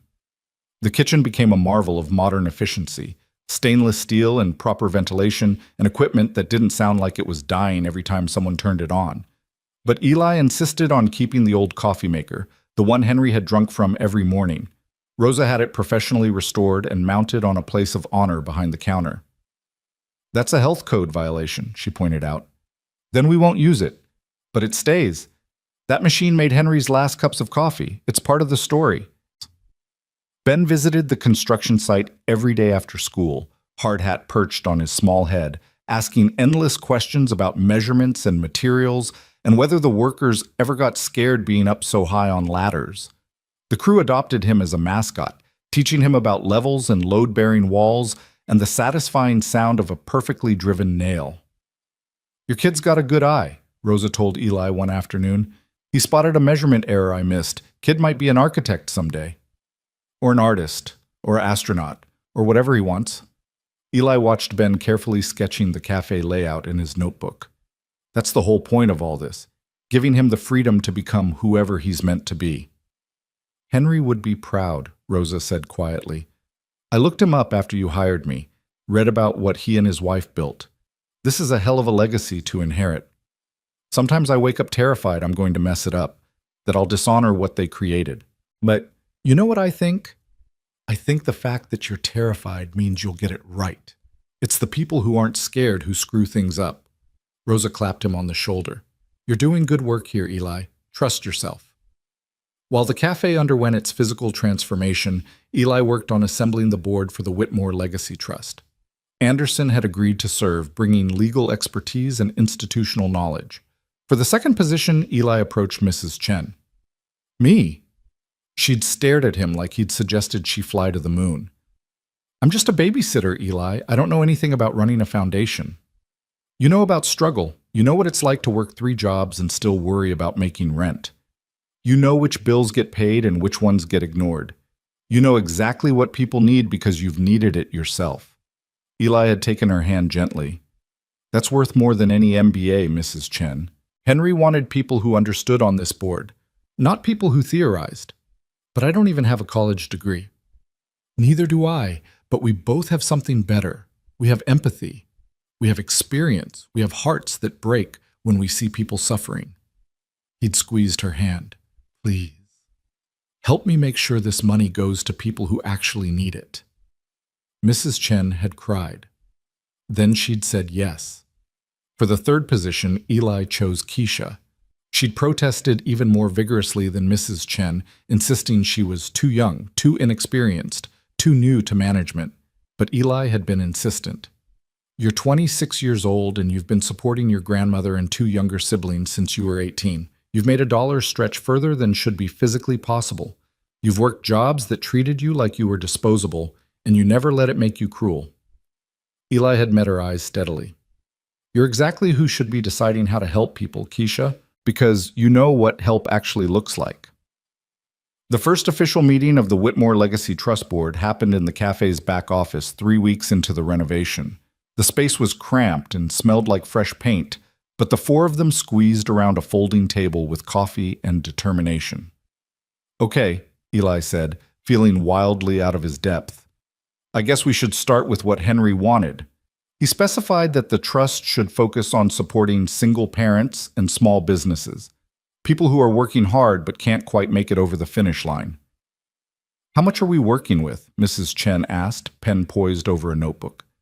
Anderson consulted his tablet. "The trust currently holds $6 million in diversified investments. Conservative estimates suggest we can safely disperse about $300,000 per year without depleting the principal." The number hung in the air like a small miracle.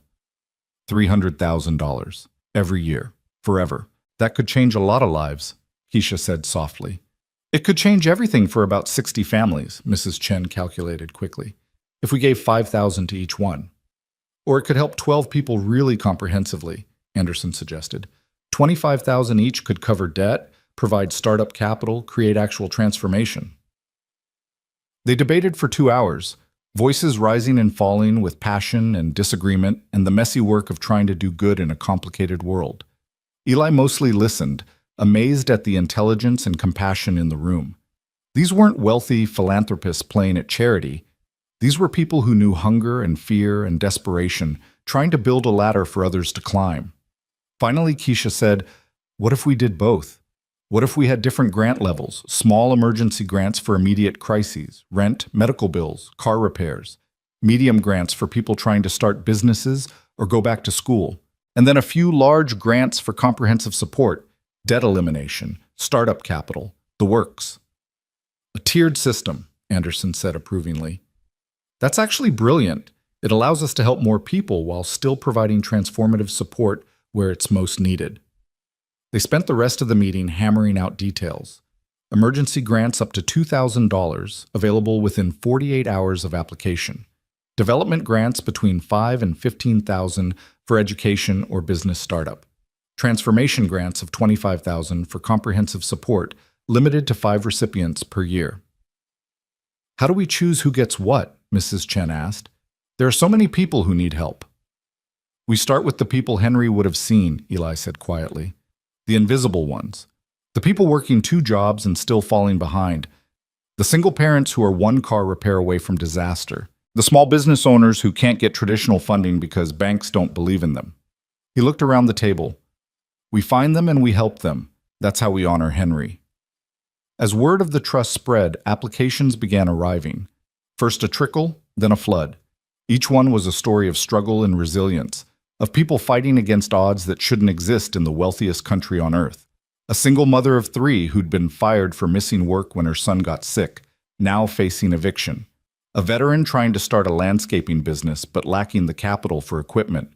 A teacher working nights at a convenience store to pay off student loans, dreaming of opening a tutoring center for low-income kids. A transgender woman trying to finish her degree while working full-time and fighting discrimination at every turn. Reading the applications broke Eli's heart and rebuilt it stronger. Each story reminded him of his own desperate months after Marie died, when every day was a battle against drowning and no help was coming. The board met twice a week to review applications. They argued, cried, laughed, and occasionally threw wadded paper at each other when disagreements got heated. But they always found consensus eventually, guided by a simple question. Would helping this person create ripples of good that extended beyond just them? Their first emergency grant went to a woman named Patricia whose car had died, threatening her ability to get to her 2 jobs. $2,000 bought her a used but reliable vehicle. She sent them a video message 2 weeks later, tears streaming down her face as she thanked them for saving her life. You don't understand, she'd said. I was 1 paycheck away from losing my apartment. My kids would have ended up in foster care.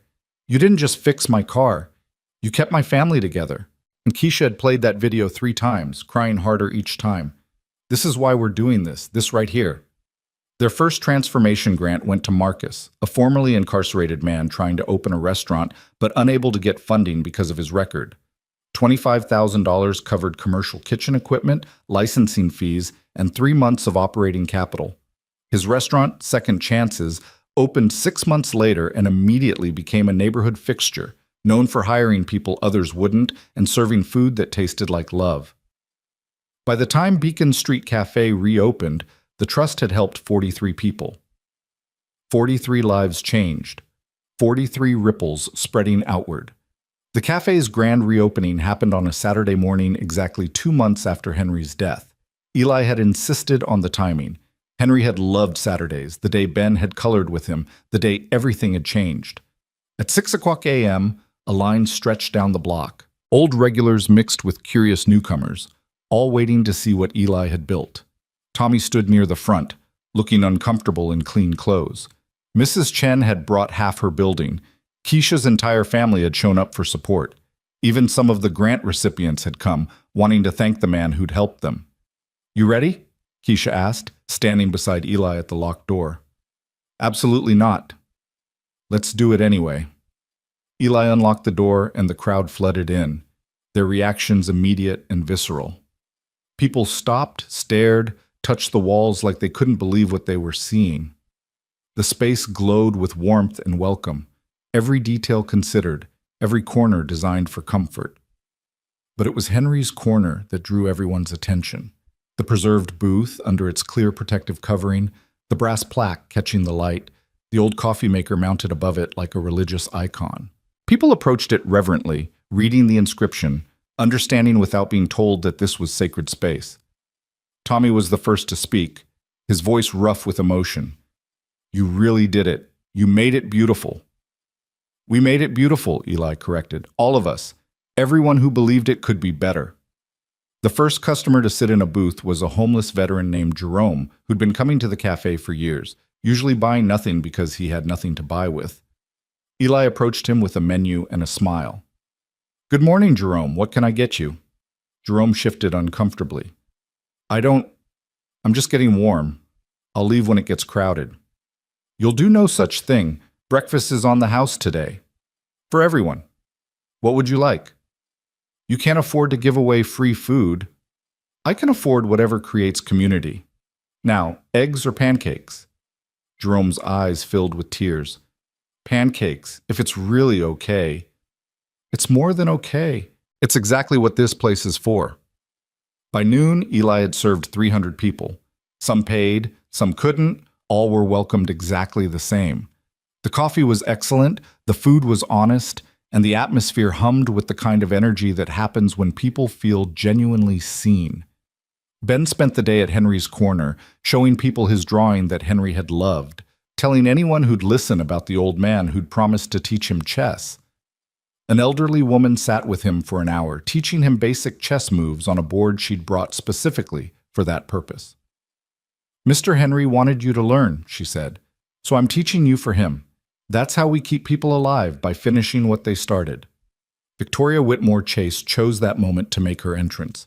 She swept through the door like a cold front, her designer clothes and hostile expression creating an instant bubble of space around her. Conversation didn't stop exactly, but it muted, people sensing conflict the way animals sense approaching storms. Eli saw her immediately, felt his stomach drop, forced himself to approach with professional courtesy. Ms. Whitmore Chase, welcome. Can I get you something? You can explain to me why my father left you everything. Her voice carried across the cafe, designed to shame. You're a nobody, a coffee pourer. What did you do to manipulate him? The cafe went silent. Every eye turned toward them. Eli kept his voice calm, gentle even. I didn't manipulate anyone. I just treated your father with kindness. I'm sorry if that's hard for you to understand. Kindness. She spat the word like a curse. You saw a vulnerable old man and you took advantage. You probably fed him sob stories about your dead wife and your poor little son, playing on his emotions. That's enough. Anderson had appeared from somewhere, his presence commanding immediate attention. Ms. Whitmore Chase, your father left a very clear will. He was evaluated by multiple physicians. His decisions were sound and legal. If you continue to harass Mr. Martinez, I'll be forced to pursue legal action against you for slander. He stole my inheritance. He inherited what your father chose to give him. There's a difference. Anderson's voice could have cut glass. Your father left you $5 million. Most people would consider that generous. Most people aren't his only child. That money should have been mine. This cafe should have been mine. Everything should have been mine. Why? The question came from Ben, who'd approached without anyone noticing. His 6-year-old voice cut through Victoria's rage like a knife through fog. Why should it be yours if you never visited him? Mr. Henry was lonely. He told me. He said his family didn't want him anymore. Victoria's face went white, then red. You don't know what you're talking about, child. I know Mr. Henry was sad until he met my dad. I know he smiled when we colored together. I know he said I made him happy. Ben's voice remained steady, carrying the terrible honesty of children. If you made him happy, he would have given you stuff. But you made him sad, so he gave it to people who made him happy instead. That's fair. The logic was so simple, so devastating, that Victoria had no response. She stood there, mouth working silently, rage and shame and grief warring across her features. You should leave, Eli said quietly. You're not going to find whatever you're looking for here. This isn't over, Victoria hissed. I will contest that will. I will prove he was manipulated. I will... You'll waste your money on lawyers who'll tell you what Anderson already has, that you have no case. Eli felt surprisingly calm, surprisingly clear. Your father made his choice. He chose kindness over blood, connection over obligation, love over law. I'm sorry that hurts you. But I won't apologize for being kind to a lonely old man. Victoria turned and fled, her expensive shoes clicking against the restored tile like accusation marks. The door slammed behind her, and slowly conversation resumed. People returned to their meals, their coffee, their connections. Tommy approached Eli, looking uncomfortable. That took guts, standing up to her like that? It took honesty. That's different. Still, you could have backed down, let her have her tantrum. You didn't. Tommy paused, clearly wrestling with something. I owe you an apology for how I treated you before, for complaining about Henry. I was wrong. You were human. We all are. Eli extended his hand. Fresh start? Tommy shook it firmly. Fresh start. The rest of the day passed in a blur of faces and orders and moments of connection that reminded Eli why he was doing this. An elderly man who ordered the same thing Henry used to order, sitting in a different booth but looking equally lonely. A young mother who cried when Eli comped her meal after noticing her counting change to make sure she had enough. A teenager who sat doing homework for hours, clearly having nowhere else to go, whom Eli kept supplied with hot chocolate and gentle check-ins. By closing time, Eli's feet ached and his voice was hoarse, and his heart was so full it felt like it might burst. Keisha was counting the register while Ben slept in a booth, exhausted from his big day. We did it, Keisha said, looking up with a tired smile. We actually did it. We did. How's the till? We gave away about $800 in free food and still broke even. People tipped crazy amounts when they realized what you were doing. She showed him the tip jar, overflowing with bills. Most of this was from people who could barely afford to eat here. They wanted to contribute. Put it in the trust. If people want to contribute to helping others, we should honor that. The door chimed and Eli looked up, ready to tell whoever it was that they were closed. But it was Marcus from Second Chances, carrying 2 large containers that smelled incredible. Heard you were feeding the neighborhood all day, Marcus said with a grin. Figured you might be hungry. Made you my special lasagna and some garlic bread. Marcus, you didn't have to. You gave me $25,000 and a chance at a life I never thought I'd have. I can't pay that back, but I can feed you. He set the containers on the counter. Besides, we're family now. People who help each other are family. After Marcus left, Eli sat at the counter and ate lasagna that tasted like gratitude while Keisha finished closing and Ben slept peacefully in his booth. Through the window, he could see Beacon Street settling into evening, lights coming on in apartments above shops, people heading home after long days, the endless rhythm of the city. His phone buzzed. A text from Anderson. Henry's daughter withdrew her legal challenge. Her lawyer told her she had no case and would only embarrass herself further. Congratulations, the will is settled. Eli let out a breath he hadn't realized he'd been holding. It was over. Victoria couldn't take this away. The cafe was his. The trust was secure. Henry's legacy was safe. He looked at Henry's corner, at the brass plaque gleaming in the low light, and whispered, We did it, Henry. We're keeping it alive. We're making sure lonely people find connection. We're making sure everyone is seen. Somewhere in the universe, Eli imagined, Henry heard him. And maybe, just maybe, he smiled. The following week settled into a rhythm that felt like finally exhaling after holding your breath for years. Eli woke up without the desperate anxiety that had been his constant companion.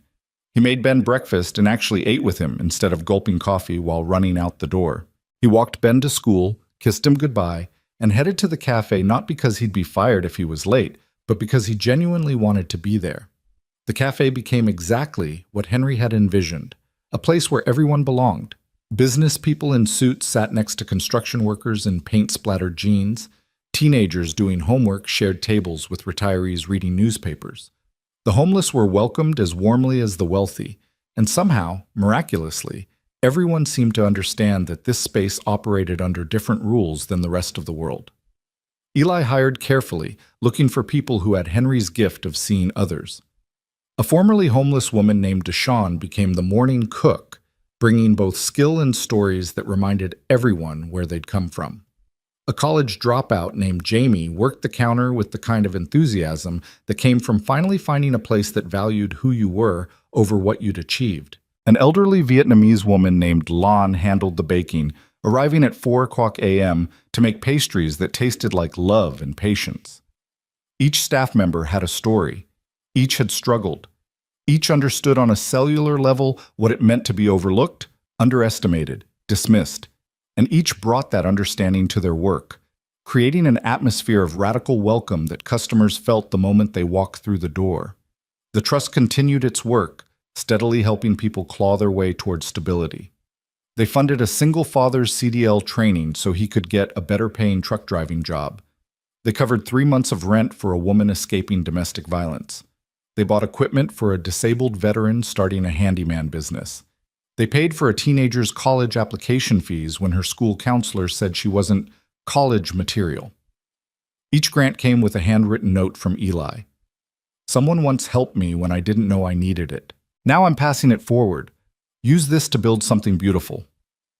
One afternoon in late December, 3 months after the cafe reopened, Eli was restocking coffee beans when a well-dressed man in his 60s entered and stood staring at Henry's corner for a long time. Something about his posture, the weight in his shoulders, the sadness in his eyes, made Eli approach gently. "Can I help you with something?"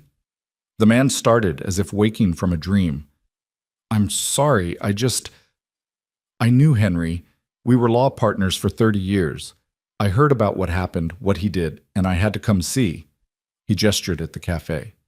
"This is remarkable. It's what he wanted, what he and his wife dreamed about." "Maggie," the man smiled sadly. "God, I loved her. We all did. When she died, Henry just disappeared. We tried to reach him, tried to help, but he'd built these walls we couldn't get through." He looked at Eli with something like wonder. "Somehow you got through." "I didn't try to get through. I just treated him like a person." "That's all anyone wants, isn't it? To be seen as human." The man extended his hand. "I'm Robert Chen. I run a nonprofit that helps refugees resettle. I've been doing it for 20 years with barely enough funding to keep the lights on. I heard about your trust, about what you're trying to do, and I thought—" He trailed off, looking embarrassed. "You thought you'd apply for a grant," Eli finished. "Is that inappropriate? Coming here in person?" "It's perfect. Tell me about your work." They sat at Henry's corner. Eli couldn't think of a better place for the conversation, and Robert talked for an hour about families fleeing violence, about children who'd lost everything, about the desperate inadequacy of the systems meant to help. His passion was evident, his commitment unquestionable, his need genuine. "How much would change things for you?" Eli asked. "Honestly, $25,000 would be transformative. We could hire a full-time caseworker, expand our housing assistance program, provide better English classes." Robert's eyes were bright. "We could actually help people instead of just processing them through a broken system." "Consider it done." Robert blinked. "Just like that? Don't you need to review my application, check my credentials, verify—" "I just spent an hour listening to you talk about helping people with the kind of specificity that only comes from doing the actual work. You knew about the 13-year-old girl who's struggling because the school system doesn't understand trauma. You knew about the grandmother raising 6 kids in a 1-bedroom apartment. You knew their names, Robert. That tells me everything I need to know." Eli smiled. "Besides, you were Henry's friend. That's recommendation enough." Robert's composure crumbled. He put his face in his hands and wept, great shaking sobs that contained years of struggle and frustration and the sudden, overwhelming relief of being helped. When he finally composed himself, Robert said, "Henry was right about you. He called me, about a week before he died. First time he'd reached out in 6 years. He said, 'I found someone who remembers what it means to be human, someone who will carry forward what we built.' I didn't understand then. I do now." "What else did he say?" "He said, 'Tell everyone that it's not too late, that kindness isn't weakness, that seeing people, really seeing them, is the most radical act possible in a world that wants us to look away.'" Robert met Eli's eyes. He said, I'm dying, but I'm not afraid anymore because I know the work will continue." Eli's vision blurred. "I hope I'm worthy of that faith." "You are. This cafe, the trust, the way you're helping people, you're exactly what he believed you'd be." That night, after Ben was asleep and the apartment was quiet, Eli sat at his kitchen table and wrote a letter. Not to anyone living, not to anyone who could read it, but to Henry, wherever he was, whatever came after. Dear Henry, I think I'm finally understanding what you wanted me to see.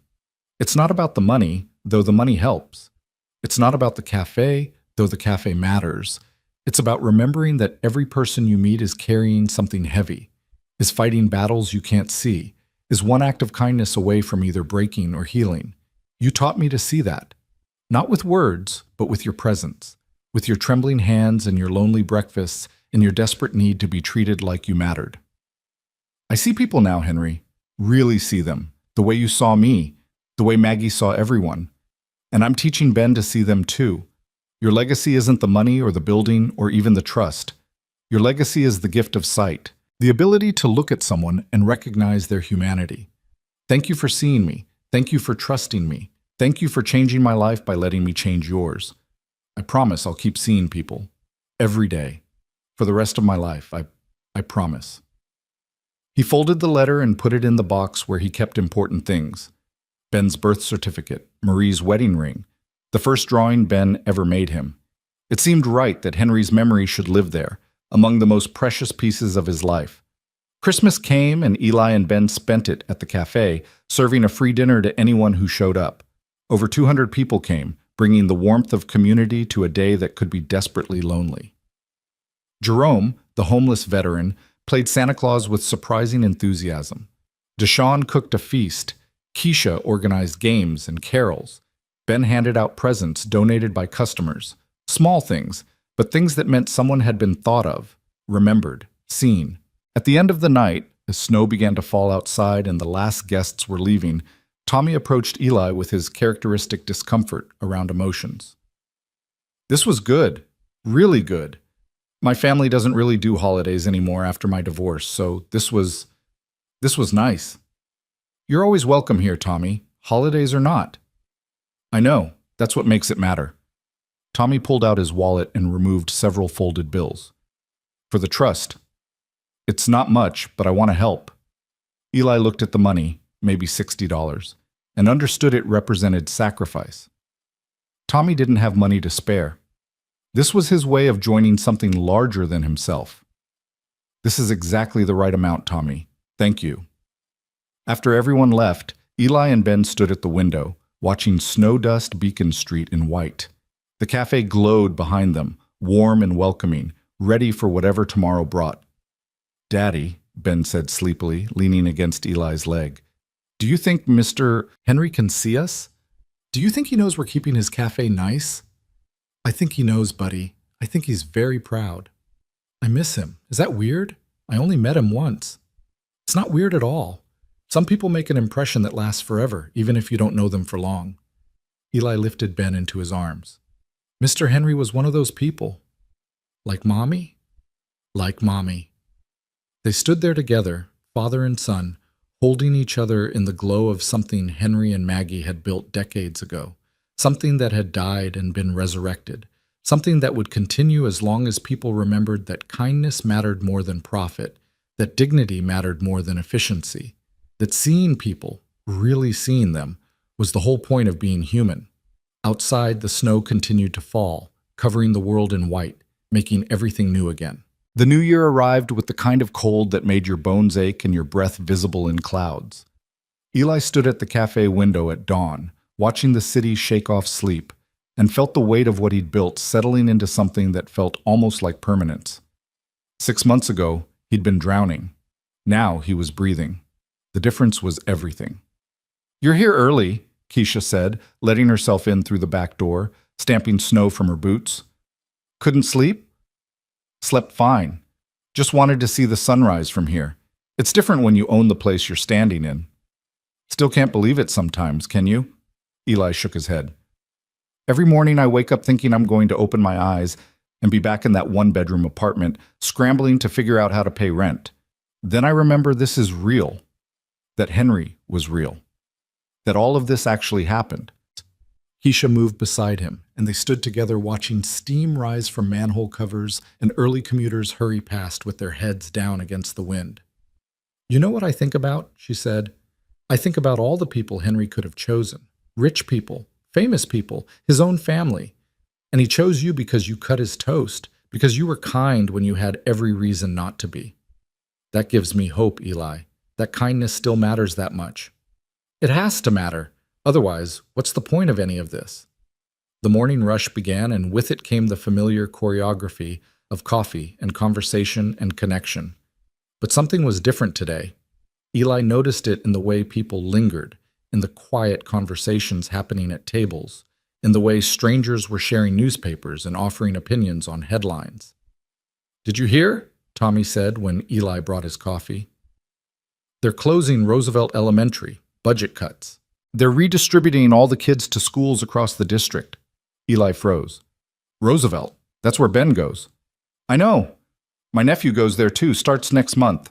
They're sending some kids to schools that are 45 minutes away. How are working parents supposed to manage that?" The words hit Eli like a physical blow. Roosevelt was 3 blocks from their apartment. Ben could walk there with friends, could come home for lunch if he forgot it, could run to the cafe after school. 45 minutes away meant bus rides and logistics, and Ben being alone for hours before Eli could pick him up. "There's got to be something we can do," Eli said. "Like what? The district's broke, the city's broke, nobody's got money for neighborhood schools anymore." Tommy's expression was grim. "My sister's talking about moving, trying to get into a better district, but who can afford that?" After Tommy left, Eli couldn't shake the sick feeling in his stomach. He'd thought having money meant being able to fix problems, but some problems were bigger than any one person's bank account. Some problems required systems to change, and systems didn't change just because you wanted them to. That afternoon, while Ben was at school, Eli called an emergency meeting of the trust board. They gathered in the cafe's back office, crowding around the small table that had become their war room for fighting inequality, one grant at a time. "Roosevelt Elementary is closing," Eli said without preamble. "They're scattering the kids across the district. Ben's school is disappearing, and I need to know if there's anything we can do." Mrs. Chen's face went pale. "My grandson goes to Roosevelt. His mother works 2 jobs. How is she supposed to get him to a school 45 minutes away?" "The trust has $130,000 left for this fiscal year," Anderson said, consulting his notes. "But that's not nearly enough to keep a school open. We'd need millions, ongoing millions. It's not feasible." "So we just accept it?" Keisha's voice rose with frustration. "We just let them destroy a neighborhood school because some spreadsheet says it's not worth saving?" "I'm not saying we accept it. I'm saying we need to be strategic." Anderson leaned forward. "What if we don't try to save the school building? What if we create an alternative?" "What kind of alternative?" Eli asked. "An after-school program. Something comprehensive that serves Roosevelt's neighborhood even if the school itself is gone. Tutoring, activities, a safe place for kids to go while parents are working. We could lease space, hire good people, make it free for families who need it." The idea took root in Eli's mind, growing branches and possibilities. Like an extension of what Henry and Maggie built here. A place where kids are seen, where they matter. Exactly! We couldn't replace a full school day, but we could provide crucial support, bridge the gap. Anderson was already making notes. With $130,000, we could run something small but meaningful for a year. After that, we'd need additional funding. "So we'd have 1 year to prove it works," Keisha said. 1 year to show the community this is worth fighting for." Mrs. Chen nodded slowly. "It's not everything, but it's something. And something is better than nothing." They spent 3 hours sketching out a plan, a program running from 2 p.m. to 7 p.m. on weekdays, giving working parents coverage when school let out, homework help from retired teachers, art and music programs, a meal component so kids weren't going home hungry, transportation support for families whose children were being sent to distant schools. "We'll call it Maggie's Place," Eli said, "after Henry's wife, after the woman who believed everyone deserved to be seen." "Maggie's Place," Keisha repeated, testing the name. "I like it. It feels right." Finding space proved easier than expected. The building next to the cafe had a vacant storefront, formerly a grocery that had closed 2 years earlier. The landlord, a woman in her 70s who remembered Maggie's table, agreed to a below-market lease when Eli explained what they were building. Maggie used to give my kids free lunch when my husband left and I couldn't afford to feed them, she said, eyes distant with memory. Every day for 6 months, she made sure they ate. Never said a word about payment. Just kept feeding them like it was the most natural thing in the world. She looked at Eli with fierce intensity. You use this space to help kids the way she helped mine. That's payment enough. Renovation happened quickly, not because Eli was rushing, but because the community rallied. Tommy and his construction crew volunteered their weekends. Parents painted walls. Teachers donated books and supplies. What had been a gutted retail space transformed into something warm and welcoming, with reading nooks and homework tables and walls covered in bright murals that Ben and other neighborhood kids painted themselves. Ben threw himself into the project with the enthusiasm only 7-year-olds could muster. He designed a welcome sign, helped organize the bookshelf, and appointed himself official greeter. When kids come here, he explained seriously, they need to know someone's happy they showed up. That's important. Where'd you learn that? Eli asked, touched by his son's wisdom. From you, and from Mr. Henry. He was always happy when we showed up. Maggie's Place opened on a Tuesday in February, just 3 weeks after Roosevelt Elementary closed its doors for the last time. 37 kids showed up that first day, bringing their fear and their hope and their desperate need for somewhere safe to exist. Eli had hired carefully for this, the same way he'd hired for the cafe. Ms. Patricia, a retired teacher who'd been denied her pension due to budget cuts, became the program director. 2 college students studying education ran tutoring sessions.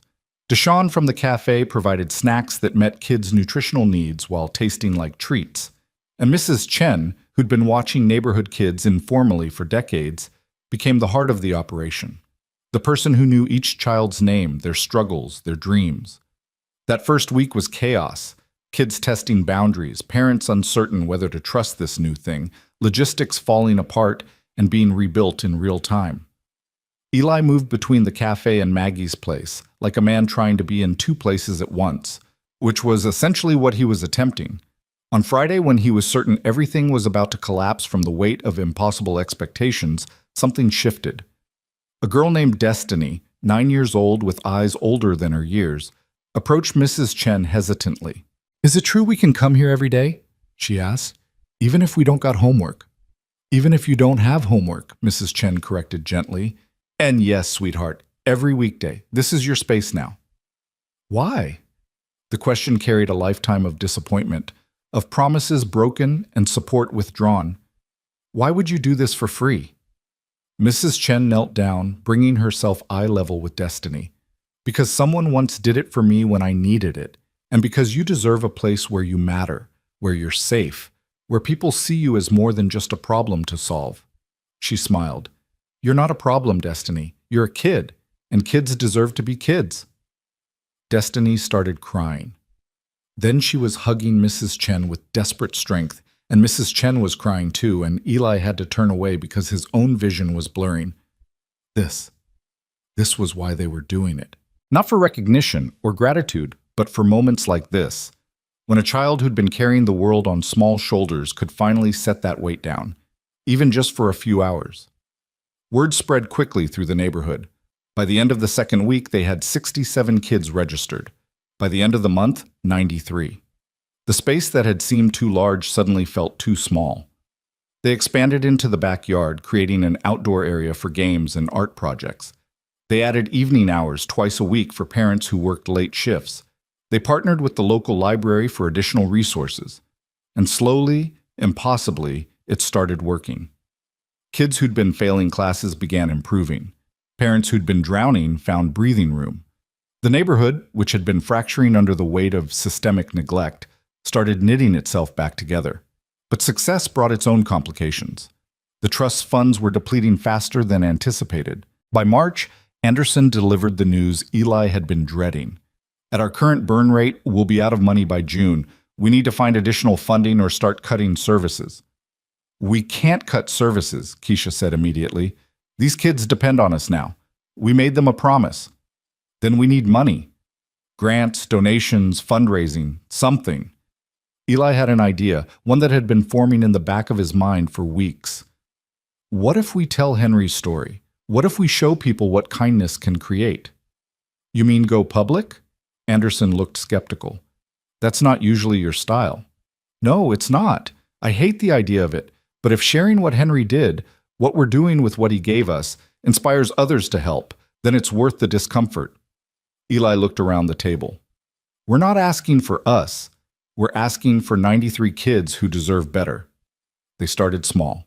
Eli wrote an essay about Henry, about cutting toast and building legacy, about how one old man's loneliness had transformed into community support for hundreds of people. Keisha posted it on social media, expecting maybe a few hundred people to read it. It went viral. Within 48 hours, the essay had been shared over 50,000 times. News outlets started calling. People wanted to interview Eli, wanted to see the cafe, wanted to understand how this was possible. The phone at Maggie's place rang constantly with offers of help, donations, volunteers. Eli was overwhelmed and uncomfortable with the attention, but he forced himself to accept it because the cause mattered more than his discomfort. He did interviews sitting at Henry's corner, telling the story of a lonely old man and a struggling single dad, and the magic that happened when kindness met need. The donations started flowing in, $50 from a retired teacher in Ohio, $1,000 from a small business owner in California, $5,000 from a tech executive who'd grown up in foster care and understood what safe spaces meant for vulnerable kids, $20,000 from an anonymous donor who simply wrote, "For Maggie, for Henry, for everyone they saw." By April, they'd raised enough money to keep Maggie's place running for 2 more years. But more than the money, they'd created something larger, a network of people who believed kindness mattered, who wanted to support spaces where everyone belonged, who remembered what it felt like to be seen when the world looked through them. One evening in late April, Eli was locking up the cafe when a car pulled up outside. A town car, expensive and polished, with tinted windows that spoke of wealth and privacy. The back door opened, and Victoria Whitmore Chase stepped out. Eli's first instinct was to brace for conflict, but Victoria looked different than she had during her angry visit months ago. Smaller somehow, less certain. "Mr. Martinez?" she said formally. "May I speak with you?" "The cafe's closed." "I know. This won't take long." Against his better judgment, Eli unlocked the door and let her in. They stood in the dim space, surrounded by empty tables and the ghosts of 100 conversations. "I saw your essay," Victoria said finally. "About my father. About what you're doing with his money. I'm sorry if it upset you. That wasn't my intention." "It did upset me. Very much. Because it made me realize how little I knew my own father." Her voice cracked slightly. "You knew him better in 8 weeks than I did in 47 years. That's a hard thing to accept." Eli said nothing, waiting. "I read every comment on that essay, thousands of them, people sharing their own stories of loneliness, of being seen, of small kindnesses that changed their lives. And I realized something." Victoria met his eyes, and hers were wet. "I was so focused on what I thought I deserved that I never asked what he needed. I saw him as an obligation, an inconvenience, eventually as an obstacle to my inheritance. I never just saw him as a person, as my father, as someone who was hurting. Why are you telling me this?" "Because I want to help. Not with the money. You clearly don't need my money. But with time, with effort, with showing up." She gestured toward the cafe. "My father built something beautiful here with my mother. Then you rebuilt it when he couldn't. I want to be part of that. If you'll let me." Eli studied her carefully, looking for manipulation or hidden agendas. But all he saw was grief and regret and the tentative hope of someone trying to find redemption. "What did you have in mind?" "I'm a lawyer, corporate law mostly, but I know how to navigate systems. I could help with the trust, with Maggie's place, with whatever you're building next. Pro bono. No strings attached." Victoria's voice steadied. "Is mas sin. I can't change the past. Can't undo ignoring my father when he needed me. But maybe I can honor his memory by helping continue his work." It would have been easy to say no, to hold on to justified anger, to keep Victoria at arm's length, to make her pay for her cruelty. But Eli thought about Henry, about how he'd spent his last days not on revenge, but on building something good. about how he'd chosen redemption over resentment. "Okay," Eli said. "We meet Tuesdays and Thursdays at 7 o'clock a.m. to discuss trust applications. You're welcome to join us." Victoria's relief was visible, physical. "Thank you. I promise I won't let you down." "Don't promise me. Promise your father." She nodded, looking up at the plaque by Henry's corner. "I will. I promise, Dad." After Victoria left, Eli sat alone in the dark cafe for a long time. The weight of what they'd built, the cafe, Maggie's place, the trust, the network of people helping people, felt enormous and precious. So many things could go wrong, so many ways it could fail, but it hadn't failed yet. Despite the odds, despite the obstacles, despite the very reasonable expectation that one man's inheritance couldn't possibly transform a community, it was working. Not perfectly, not without struggle, but working nonetheless. His phone buzzed, a text from Ben, sent from Mrs. Chen's phone where he was spending the evening. "Dad, I got an A on my book report. Ms. Patricia helped me at Maggie's place. Can we celebrate with ice cream?" Eli smiled, typing back, "2 scoops. You earned it." Another text came through, this one from a number he didn't recognize. "Mr. Martinez, this is Jerome, the vet from the cafe. I wanted you to know I got approved for housing through a program your trust recommended me to. After 3 years on the streets, I'm going to have a home. Thank you for seeing me when everyone else looked away." Then another, from Destiny's mother. "Destiny got her first B on a math test today. She hasn't passed math in 2 years. Whatever you're doing at Maggie's place, it's working. You're saving my daughter. Thank you." The messages kept coming, each one a story of small victories and incremental progress, and lives being changed in ways that were quiet but profound. Eli read them all, let himself feel the weight of them, the responsibility and the joy. This was what Henry had wanted, not gratitude or recognition, but results. People being helped, lives being changed, kindness creating ripples that extended outward in ways that couldn't be measured but could absolutely be felt. Eli finally left the cafe after midnight, walking home through streets that felt different now that he knew the stories behind the windows he passed. The woman in 3C who'd used a trust grant to finish her nursing degree. The family in 7B whose rent the trust had covered during a medical crisis. The teenager in 2F who'd found community at Maggie's place and stopped cutting herself because she finally felt seen. Every window held a story. Every story mattered. And somehow, impossibly, Eli had been given the resources to help write some of those stories toward happier endings. When he got home, Ben was already asleep on Mrs. Chen's couch, worn out from a day of being 7 and brilliant and loved. Eli carried him upstairs, tucked him into bed, and stood watching him sleep the way he'd done 1,000 times before. "Your Grandma Marie would be so proud of you," Eli whispered. "And Mr. Henry, too. You're growing up to be exactly the kind of person the world needs. Kind, thoughtful, willing to see people for who they are instead of what they can give you."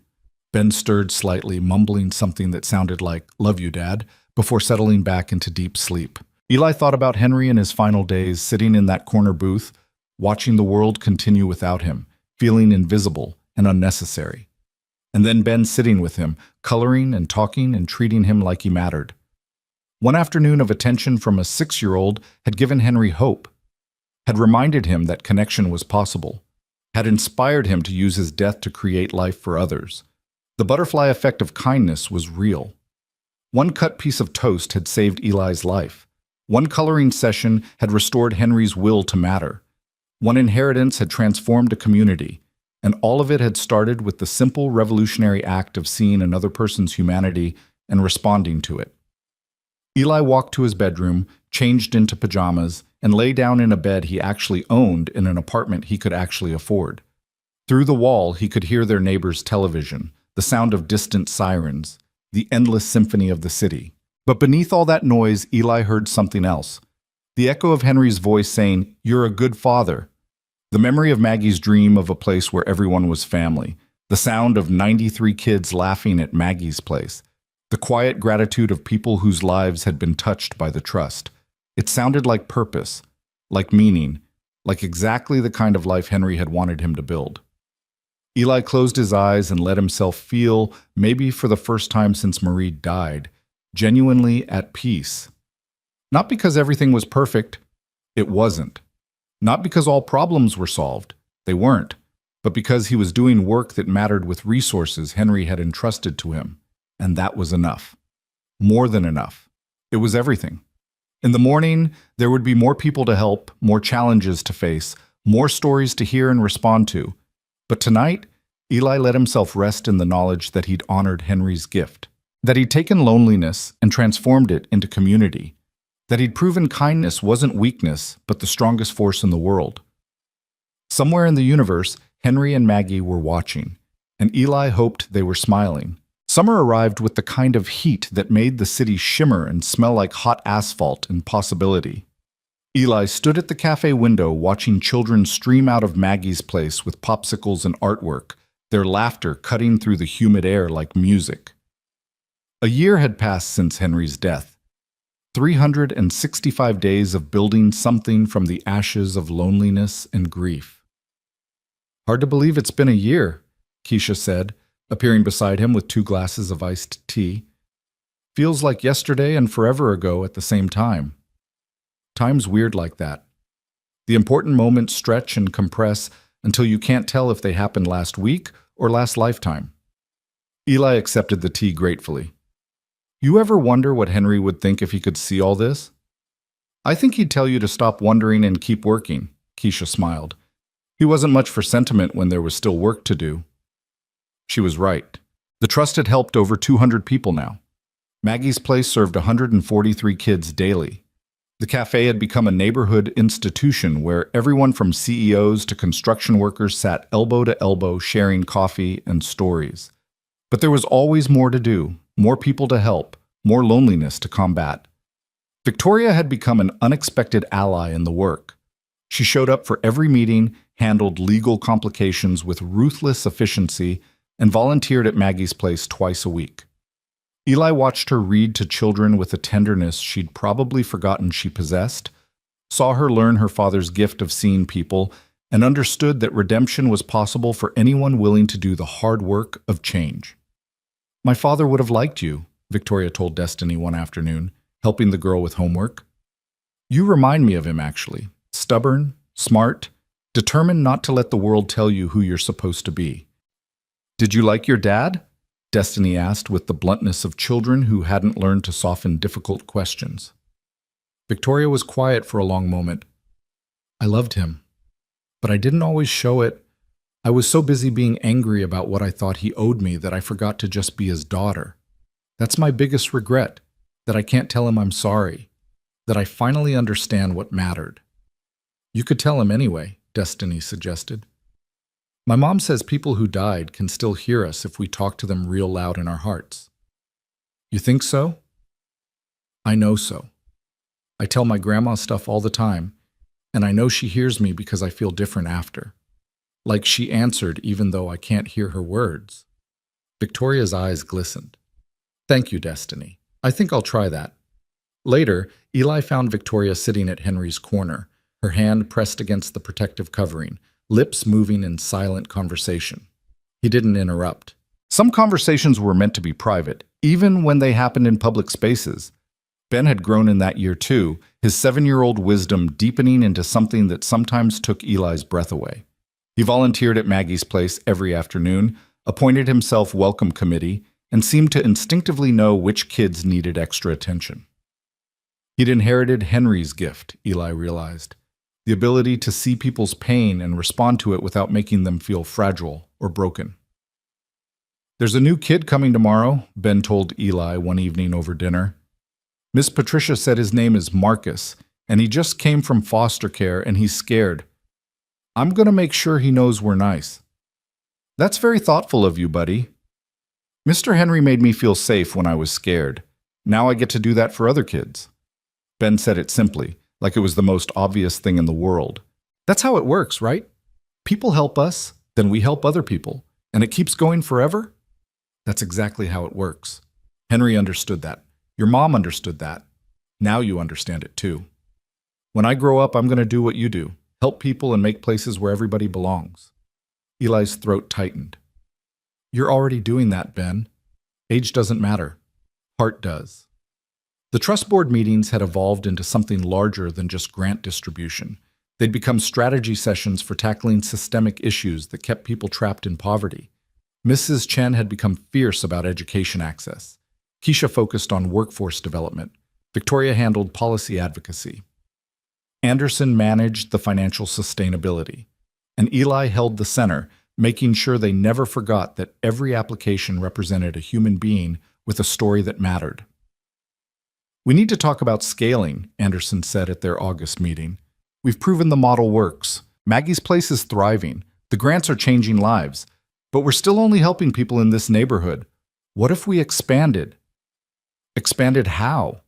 Eli asked, feeling both excited and terrified by the implications. "Other neighborhoods? Other cities, eventually. We could franchise the model, provide funding and training for communities that want to build their own version of what we've created here. That would require millions, maybe tens of millions. We don't have that kind of money." "Not yet. But we could raise it. Your essay went viral. People care about this work. If we put together a proper fundraising campaign, showed people what's possible when communities invest in each other." "We'd lose control," Eli interrupted. "It would become this big thing with administrators and boards and people who've never struggled making decisions about how to help people who are struggling. Not if we structure it correctly. Not if we maintain the core principle that people with lived experience lead the work." Anderson leaned forward. "Eli, what you've built here is revolutionary. It's proof that kindness scales, that community care works, that investing in people pays dividends that can't be measured in dollars, but absolutely change the world. Don't you want that for more than just this neighborhood?" The question haunted Eli for weeks. Did he want to expand? Could he expand without losing the intimacy and authenticity that made this work effective? Was it selfish to keep something good small when it could be large? Or was it wise to protect what worked rather than risk destroying it through growth? He found himself talking to Henry's Corner late at night when the cafe was empty and the city was as quiet as it ever got. "I don't know what to do," he'd say to the empty booth. "You gave me this responsibility, but you didn't give me a roadmap. How do I know if I'm making the right choice?" The booth never answered, of course, but sometimes, in the silence, Eli felt something like clarity. Henry hadn't left him a roadmap because there wasn't one. There was just the work, messy and complicated and requiring constant judgment calls that had no perfect answers.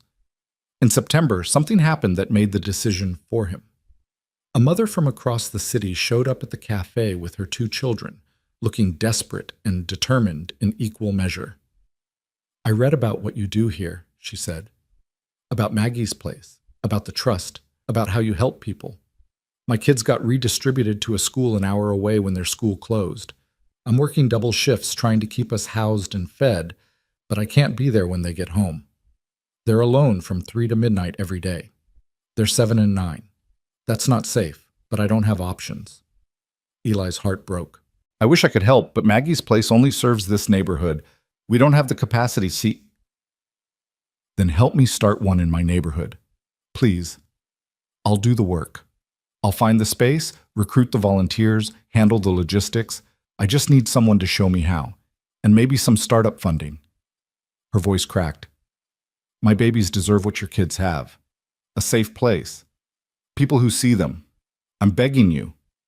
Eli looked at this mother, at her exhaustion and her fierce love and her refusal to accept that her children mattered less than his, and he knew. Anderson was right. This couldn't stay small when the need was so large. When there were mothers like this in every neighborhood, fighting battles that shouldn't exist, desperately trying to protect their children from a system designed to fail them. "What's your name?" he asked. "Sharon. Sharon Davis." "Sharon, I'm going to help you, not with advice or a small grant, but with everything. Space, funding, training, support. We're going to build a Maggie's Place in your neighborhood, and then we're going to help other neighborhoods build their own. Because you're right. Your children deserve exactly what ours have. Everyone's children do." Sharon started crying. Then she was hugging him with the desperation of someone who'd been drowning and finally found something solid to hold on to. "Thank you." "God, thank you." The board approved the expansion plan unanimously. They created a new entity, the Maggie's Table Foundation, dedicated to supporting community-driven programs that provided safe spaces and wraparound services for vulnerable children. Sharon became their first partner, with Eli and the team providing training, funding, and ongoing support. The second Maggie's Place opened in Sharon's neighborhood in November. Then a third in the Bronx in January, started by a retired firefighter who'd lost his grandson to gang violence and wanted to create alternatives for kids being recruited by the streets. Then a fourth in Queens, led by an immigrant community determined to support their working parents. Then a fifth, sixth, seventh. Each location was unique, shaped by its community's specific needs and cultural context. But they all shared core principles: radical welcome, dignity for everyone, programs designed by people who'd lived the struggles they were addressing, and the absolute conviction that every person who walked through their doors mattered. The work was exhausting and exhilarating in equal measure. Eli found himself traveling between locations, troubleshooting problems, training new leaders, raising funds, and constantly fighting the temptation to control everything himself. Letting go was hard. Trusting others to carry the vision was harder. But it was also necessary if this thing was going to grow beyond what one man could manage. Ben came with him sometimes, observing with those wise eyes, asking questions that cut to the heart of complicated issues. Why do some places have more money than others? He'd ask. Or, if everyone knows kids need safe places, why don't they just make them? Or, Dad, why do grown-ups make things so complicated when kids just need to feel safe and seen? Because grown-ups forget sometimes what actually matters, Eli would answer. We get distracted by money and politics and systems. But you're right, it's not complicated. Kids need safety, love, and the feeling that they matter. Everything else is just logistics. By March, 18 months after Henry's death, the foundation supported 23 locations serving over 3,000 children. The cafe had become the flagship, the original location where it all started, still operating on the principles Henry and Maggie had established decades ago. Henry's corner remained sealed, a reminder of where this all began, with one lonely old man and one kind gesture. The trust continued its work too, now supporting not just individuals but entire programs. They funded a mobile health clinic serving underserved neighborhoods. They backed a legal aid project helping families fight unjust evictions. They supported a job training program run by formerly incarcerated people who understood the barriers to employment from experience. Every grant proposal was evaluated by people who'd lived the struggles they were trying to address. Every program was required to center dignity and humanity above efficiency or metrics. And every recipient was reminded of the same thing Eli told them all. Someone helped me when I needed it. Now I'm helping you. Someday, you'll help someone else. That's how we change the world. One act of kindness at a time, multiplied by millions. On a warm evening in late April, exactly 2 years after Henry's death, Eli organized a memorial gathering at the cafe. Everyone came, the regulars who'd known Henry, the staff who'd been transformed by his legacy, the grant recipients whose lives had been changed, the children from Maggie's Place who'd never met him but benefited from his vision. Victoria brought flowers, white roses, Henry's favorite. She placed them by his booth with shaking hands. "Thank you, Dad," she whispered, "for teaching me what matters, for giving me a chance to be better, for loving people so completely that your love outlived you." Jerome, the veteran, spoke about how Henry used to sit in the same booth for hours, and how he'd never felt judged, only seen. "He looked at me like I was a person, not a problem. That kept me alive some days. Knowing one person saw me as human." Tommy talked about learning from Henry that kindness wasn't weakness but the strongest force in existence. "I used to think being tough meant being hard. Mr. Whitmore taught me that real strength is staying soft in a world that wants to make you cruel." Mrs. Chen cried, telling the story of her grandson, now thriving at Maggie's Place, learning that he mattered in a world that often suggested otherwise. "Henry gave my family hope, not with money, though that helped, but with the example of believing that ordinary people could do extraordinary things if given the chance." When it was Eli's turn to speak, he stood at Henry's corner with Ben beside him, looking out at a room full of people whose lives had been touched by one old man's decision to leave his legacy to kindness rather than blood. "Henry Whitmore was lonely," Eli began. "He was grieving. He was invisible to most of the world, just another elderly man taking up space. But he was also brilliant and kind and capable of seeing possibilities that others missed.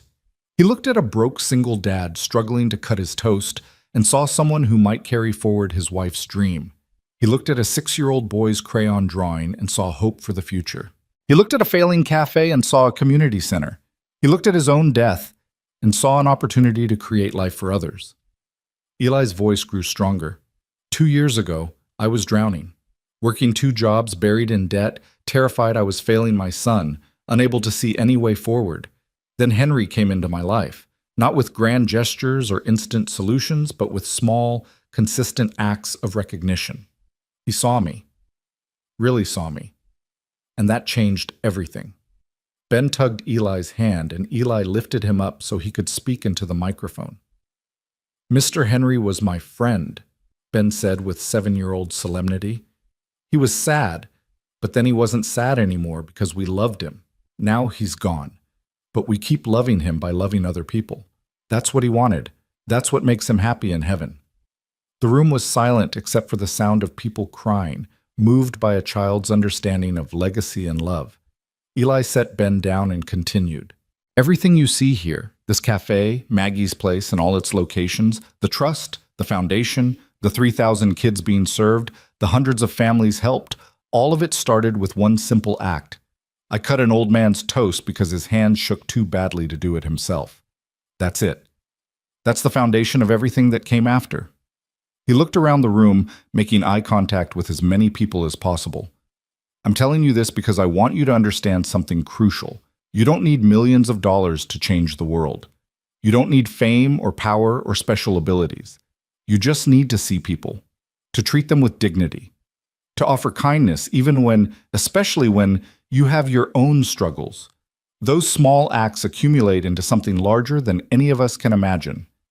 Eli placed his hand on the protective covering over Henry's booth. Henry left me money and property, yes, but that's not what changed my life. What changed my life was being seen, being valued, being reminded that I mattered, even when I felt invisible. The money just gave me the resources to help others feel the same way. He pulled out a letter, the one he'd written to Henry months ago and kept in his pocket like a talisman. I wrote to Henry once, trying to explain what he'd given me. I said he'd given me the gift of sight, the ability to see people's humanity and respond to it. But I realized something recently. He didn't give me that gift. I already had it. What Henry did was remind me to use it, to trust it, to build my life around it rather than apologizing for it. Eli looked at Victoria, who was crying openly now. Henry's daughter Victoria is here tonight. When we first met, she was angry. She thought I'd stolen her inheritance. But over the past year, she's become essential to this work. She's learned her father's gift of seeing people, and now she uses it to help others. That's legacy too. Not just what we leave behind, but what we inspire others to become. Victoria stood, walking to the front of the room. May I say something? Eli nodded, stepping aside. Victoria's voice was thick with emotion, but steady. My father died thinking I didn't love him, and the terrible truth is, I'd stopped showing it long before he died. I was angry he wouldn't die faster so I could have his money. I'm not proud of that. I'm ashamed of it. But I'm sharing it because I want you to understand what Eli and this work have taught me. She looked around the room. It's never too late to change. Never too late to start seeing people instead of using them. Never too late to choose kindness over cruelty, connection over isolation, love over resentment. My father gave me $5 million I didn't deserve. But Eli gave me something worth more, a chance to become someone my father would have been proud of. Victoria turned to Henry's corner. I love you, Dad.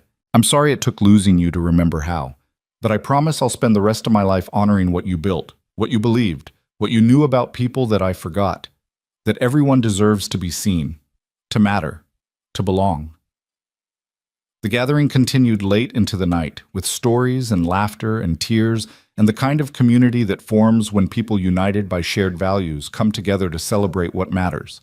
Children played while adults talked. Strangers became friends. And throughout it all, Henry's corner stood as a reminder that loneliness could be transformed into connection, that grief could become purpose, that one person's death could give life to thousands. At midnight, after everyone had left, Eli stood alone in the cafe doing what had become ritual, talking to Henry's memory in the quiet. "We did it, Henry. We made it work. The cafe is thriving. Maggie's place is growing. The trust is helping hundreds of people. Your legacy is alive and expanding and touching lives you never could have imagined." Eli pressed his hand against the booth's covering. "I hope wherever you are, you know you mattered, that your life made a difference, that the lonely old man drinking coffee in the corner transformed into something beautiful and permanent and redemptive." He thought he felt something then. Not supernatural, just the weight of connection across time, the sense that love and kindness and recognition echoed forward in ways that couldn't be measured but absolutely mattered. The next morning, Eli woke to find Ben already dressed and eating breakfast. "Big day today, Dad. It's career day at school, and I'm going to tell everyone about what we do, about helping people and making places where everybody belongs." "Sounds perfect, buddy. What are you going to say?" "I'm going to tell them about Mr. Henry, about how he was lonely and you were kind, and then magic happened. Not real magic with wands and stuff, but the kind that's real, where being nice to people makes good things happen." Ben's face was serious. "And I'm going to tell them they can do magic too. They just have to see people and be kind. That's all it takes." Eli pulled his son into a hug, overcome with pride and love and gratitude for this child who understood the lesson Henry had died teaching. "You're absolutely right. That's exactly all it takes." They walked to school together, hand in hand, and Eli felt the full weight of what the past 2 years had brought. He'd gone from drowning to breathing, from invisible to seen, from desperate to purposeful. He'd transformed a cafe, launched a foundation, helped thousands of people, and most importantly, taught his son that kindness wasn't optional or nice to have, but essential and revolutionary.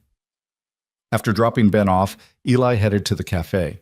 The morning rush was in full swing, with Keisha managing the counter, Deshawn cooking with her usual grace, and Jamie greeting regulars like they were family.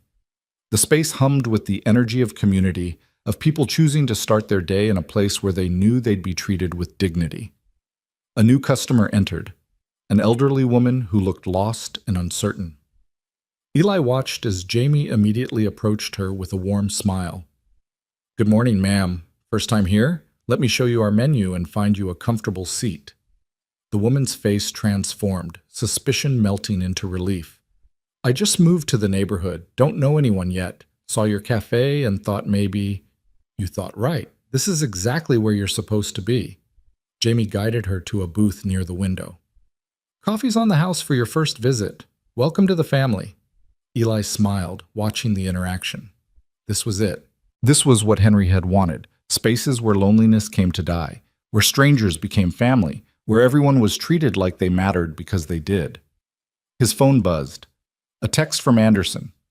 "Just closed the deal on funding for 10 more Maggie's Place locations. Also, someone wants to write a book about Henry and what you've built. Interested?" Eli thought about it.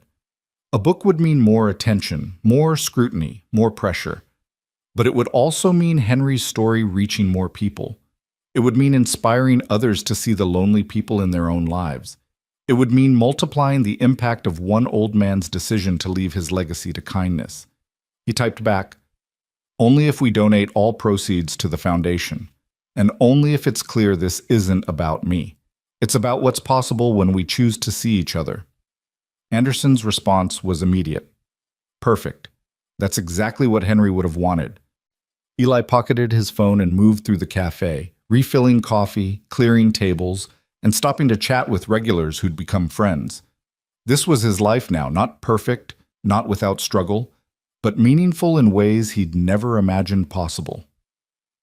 At Henry's corner, the new woman sat alone, sipping her coffee and watching the cafe with wonder. Eli approached her gently. "How's everything? Coffee okay?" "It's wonderful. I haven't felt this seen in a long time. Since my husband died, actually. Everyone looks through me like I'm already a ghost. I understand that feeling. I've been invisible too. This cafe exists to make sure nobody stays invisible if they don't want to be. Who created this place? It's special, different from anywhere else I've been." Eli looked at the plaque on the wall. A man named Henry Whitmore and his wife Maggie. They believed everyone deserved dignity and welcome. They built a place where that belief became reality. Then Henry passed that belief on to me, and now we're all working to keep it alive. The woman's eyes filled with tears. I wish more places were like this. I wish the whole world was like this. Maybe it can be. One cafe, one program, one kind act at a time. Eli smiled. What's your name? Dorothy. Welcome, Dorothy. I'm Eli. Your family now. As Eli walked away, he heard Dorothy whisper, Family. I'm family. The word carried so much weight, so much hope, so much desperate need to belong. The day continued its rhythm, and Eli lost himself in the work. The beautiful, difficult, essential work of creating spaces where people mattered. When Ben arrived after school, bursting with excitement about career day, Eli listened to him describe telling Henry's story to his classmates with such passion that his teacher cried. And then everyone wanted to know how they could help, Ben said excitedly. So I told them they could be kind to the lonely kids at school, that they could share their lunch with someone who looks hungry, that they could invite the kid who sits alone to play with them. Small stuff like Mr. Henry taught us. That's not small stuff, buddy. That's everything. That evening, the trust board met to review applications. They'd received over 300 that month, each one a story of struggle, a plea for help, a reminder that the need was endless, but so was the capacity for compassion if people chose to exercise it. They approved 42 grants that night, a single mother getting her GED, a disabled veteran starting a landscaping business, a transgender teenager needing money for college application fees, a family escaping domestic violence needing first and last month's rent, an immigrant community center needing funds for citizenship classes. On and on, each story different but united by the common thread of people fighting to survive and occasionally even thrive in a system designed to make both nearly impossible. 23,000 people helped so far, Anderson announced, across grants, Maggie's Place locations, cafe services, and indirect impact. 23,000 lives touched because Henry Whitmore decided to leave his money to kindness rather than blood. The number was staggering, 23,000, and growing every day. After the meeting, as everyone was leaving, Victoria lingered. Eli, can I tell you something? Of course. I visit my father's grave every Sunday now. I tell him about the work, about the people we're helping, about how I'm finally becoming someone he could be proud of. Her voice cracked. And I swear I can feel him listening, approving, maybe even forgiving me. I think he forgave you a long time ago, Victoria. Probably the day he died, if not before. Parents tend to forgive their children, even when the children can't forgive themselves. Thank you for letting me be part of this, for not holding my anger against me, for showing me that redemption is possible. We all need redemption from something. I needed it from despair and invisibility. You needed it from anger and regret. Henry gave us both the chance to become better. That's what legacy should be, not just what we leave behind, but who we help others become. Victoria hugged him then, quickly and awkwardly, before hurrying out into the night. Eli watched her go, marveling at how much people could change when given the space and support to do so. Later, at home, after Ben was asleep and the apartment was quiet, Eli sat at his kitchen table with a cup of tea and thought about everything that had happened since that morning 2 years ago, when 4 lawyers walked into the cafe and changed his life forever. He thought about Henry's trembling hands and lonely breakfasts, about Ben's innocent kindness to a stranger, about the weight of inheritance and the responsibility of legacy, about how one man's death had become the catalyst for thousands of people to live better, fuller, more connected lives. Most of all, he thought about the question that had haunted him since the beginning. Had he done right by Henry? Had he honored what Henry and Maggie built? Had he used the gift responsibly? He decided he had. Not perfectly. There had been mistakes and missteps and moments of doubt. But overall, yes. He'd taken loneliness and transformed it into community. He'd taken money and transformed it into dignity. He'd taken one old man's desperate need to matter and transformed it into a network of support that proved everyone mattered. Eli pulled out a piece of paper and began writing. Not to Henry this time, but to everyone who'd come after. The future leaders of Maggie's Place locations, the future recipients of trust grants, The future people who'd sit in Henry's corner feeling invisible and desperate. To whoever reads this, he wrote, you matter. Your struggles are real. Your pain is valid. Your need for connection is fundamental and human. You deserve spaces where you're seen, where you're valued, where you belong. This cafe, this foundation, this work, it all exists because one lonely old man and one struggling single dad remembered that kindness matters more than money, that seeing people matters more than using them, that community matters more than competition. Don't let the world convince you otherwise. Don't let circumstances make you cruel. Don't let invisibility make you believe you don't matter. You do. You always have. You always will. And there are people like Henry, like me, like everyone who's built this work, who will keep proving it to you until you believe it yourself. Welcome. You're home. Your family. You're seen. He folded the letter and placed it in an envelope marked "For the Future." Tomorrow he'd have it framed and mounted by Henry's corner, next to the plaque, creating a complete picture of what this place stood for and why it existed. Eli finished his tea and walked to Ben's room, standing in the doorway watching his son sleep. This was why Henry had given him everything, not just to save Eli, but to save Ben, to give this child a chance to grow up knowing his father was happy and purposeful, to model for him what it meant to build a life around kindness rather than just survival. Your mother would be so proud of us, Eli whispered into the darkness. We made it through. We're not just surviving anymore. We're actually living, and we're helping others do the same. That's everything she would have wanted. The apartment was quiet except for the sound of Ben's gentle breathing and the distant hum of the city that never truly slept. Eli stood there for a long moment, feeling the full weight of gratitude for the impossible journey that had brought him here. 2 years ago, he'd been cutting an old man's toast, not knowing it would change everything. Now he was changing lives, building legacy, proving that kindness was the most powerful force in the world when people chose to wield it. Henry Whitmore had been right about him. He did have Maggie's heart. He did see people. He could carry the work forward, and he would. For as long as he lived, Eli Martinez would make sure that Henry's corner remained a place where loneliness came to die, where strangers became family, where everyone, absolutely everyone, was seen.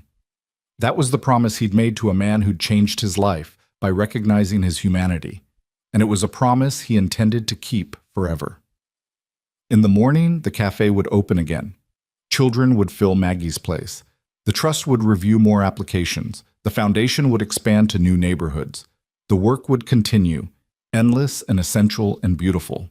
But tonight, Eli let himself rest in the knowledge that he'd honored Henry's gift, that he'd transformed loneliness into love, that he'd proven, beyond any doubt, that seeing people, really seeing them, was the whole point of being human. Somewhere in the universe, Henry and Maggie were watching, and Eli knew, with absolute certainty, that they were smiling. The circle was complete. The legacy was secure. The work would continue. And it had all started with 4 simple words from a lonely old man. You're a good father. Those words had saved Eli's life. And through saving his life, they'd changed thousands more. That was the magic Ben had talked about. Not wands and spells, but the alchemy that happened when kindness met need, when recognition met invisibility, when one person chose to see another's humanity and respond to it. It was the oldest magic in the world, and it was the only magic that mattered. Eli closed Ben's door quietly and walked to his own room, ready to sleep and wake and begin again tomorrow. Because that's what the work required, showing up day after day, choosing kindness over cruelty, connection over isolation, love over fear. It was simple. It was revolutionary. It was everything. And it all began at a corner table where an old man sat alone until he wasn't alone anymore, until someone saw him, until everything changed,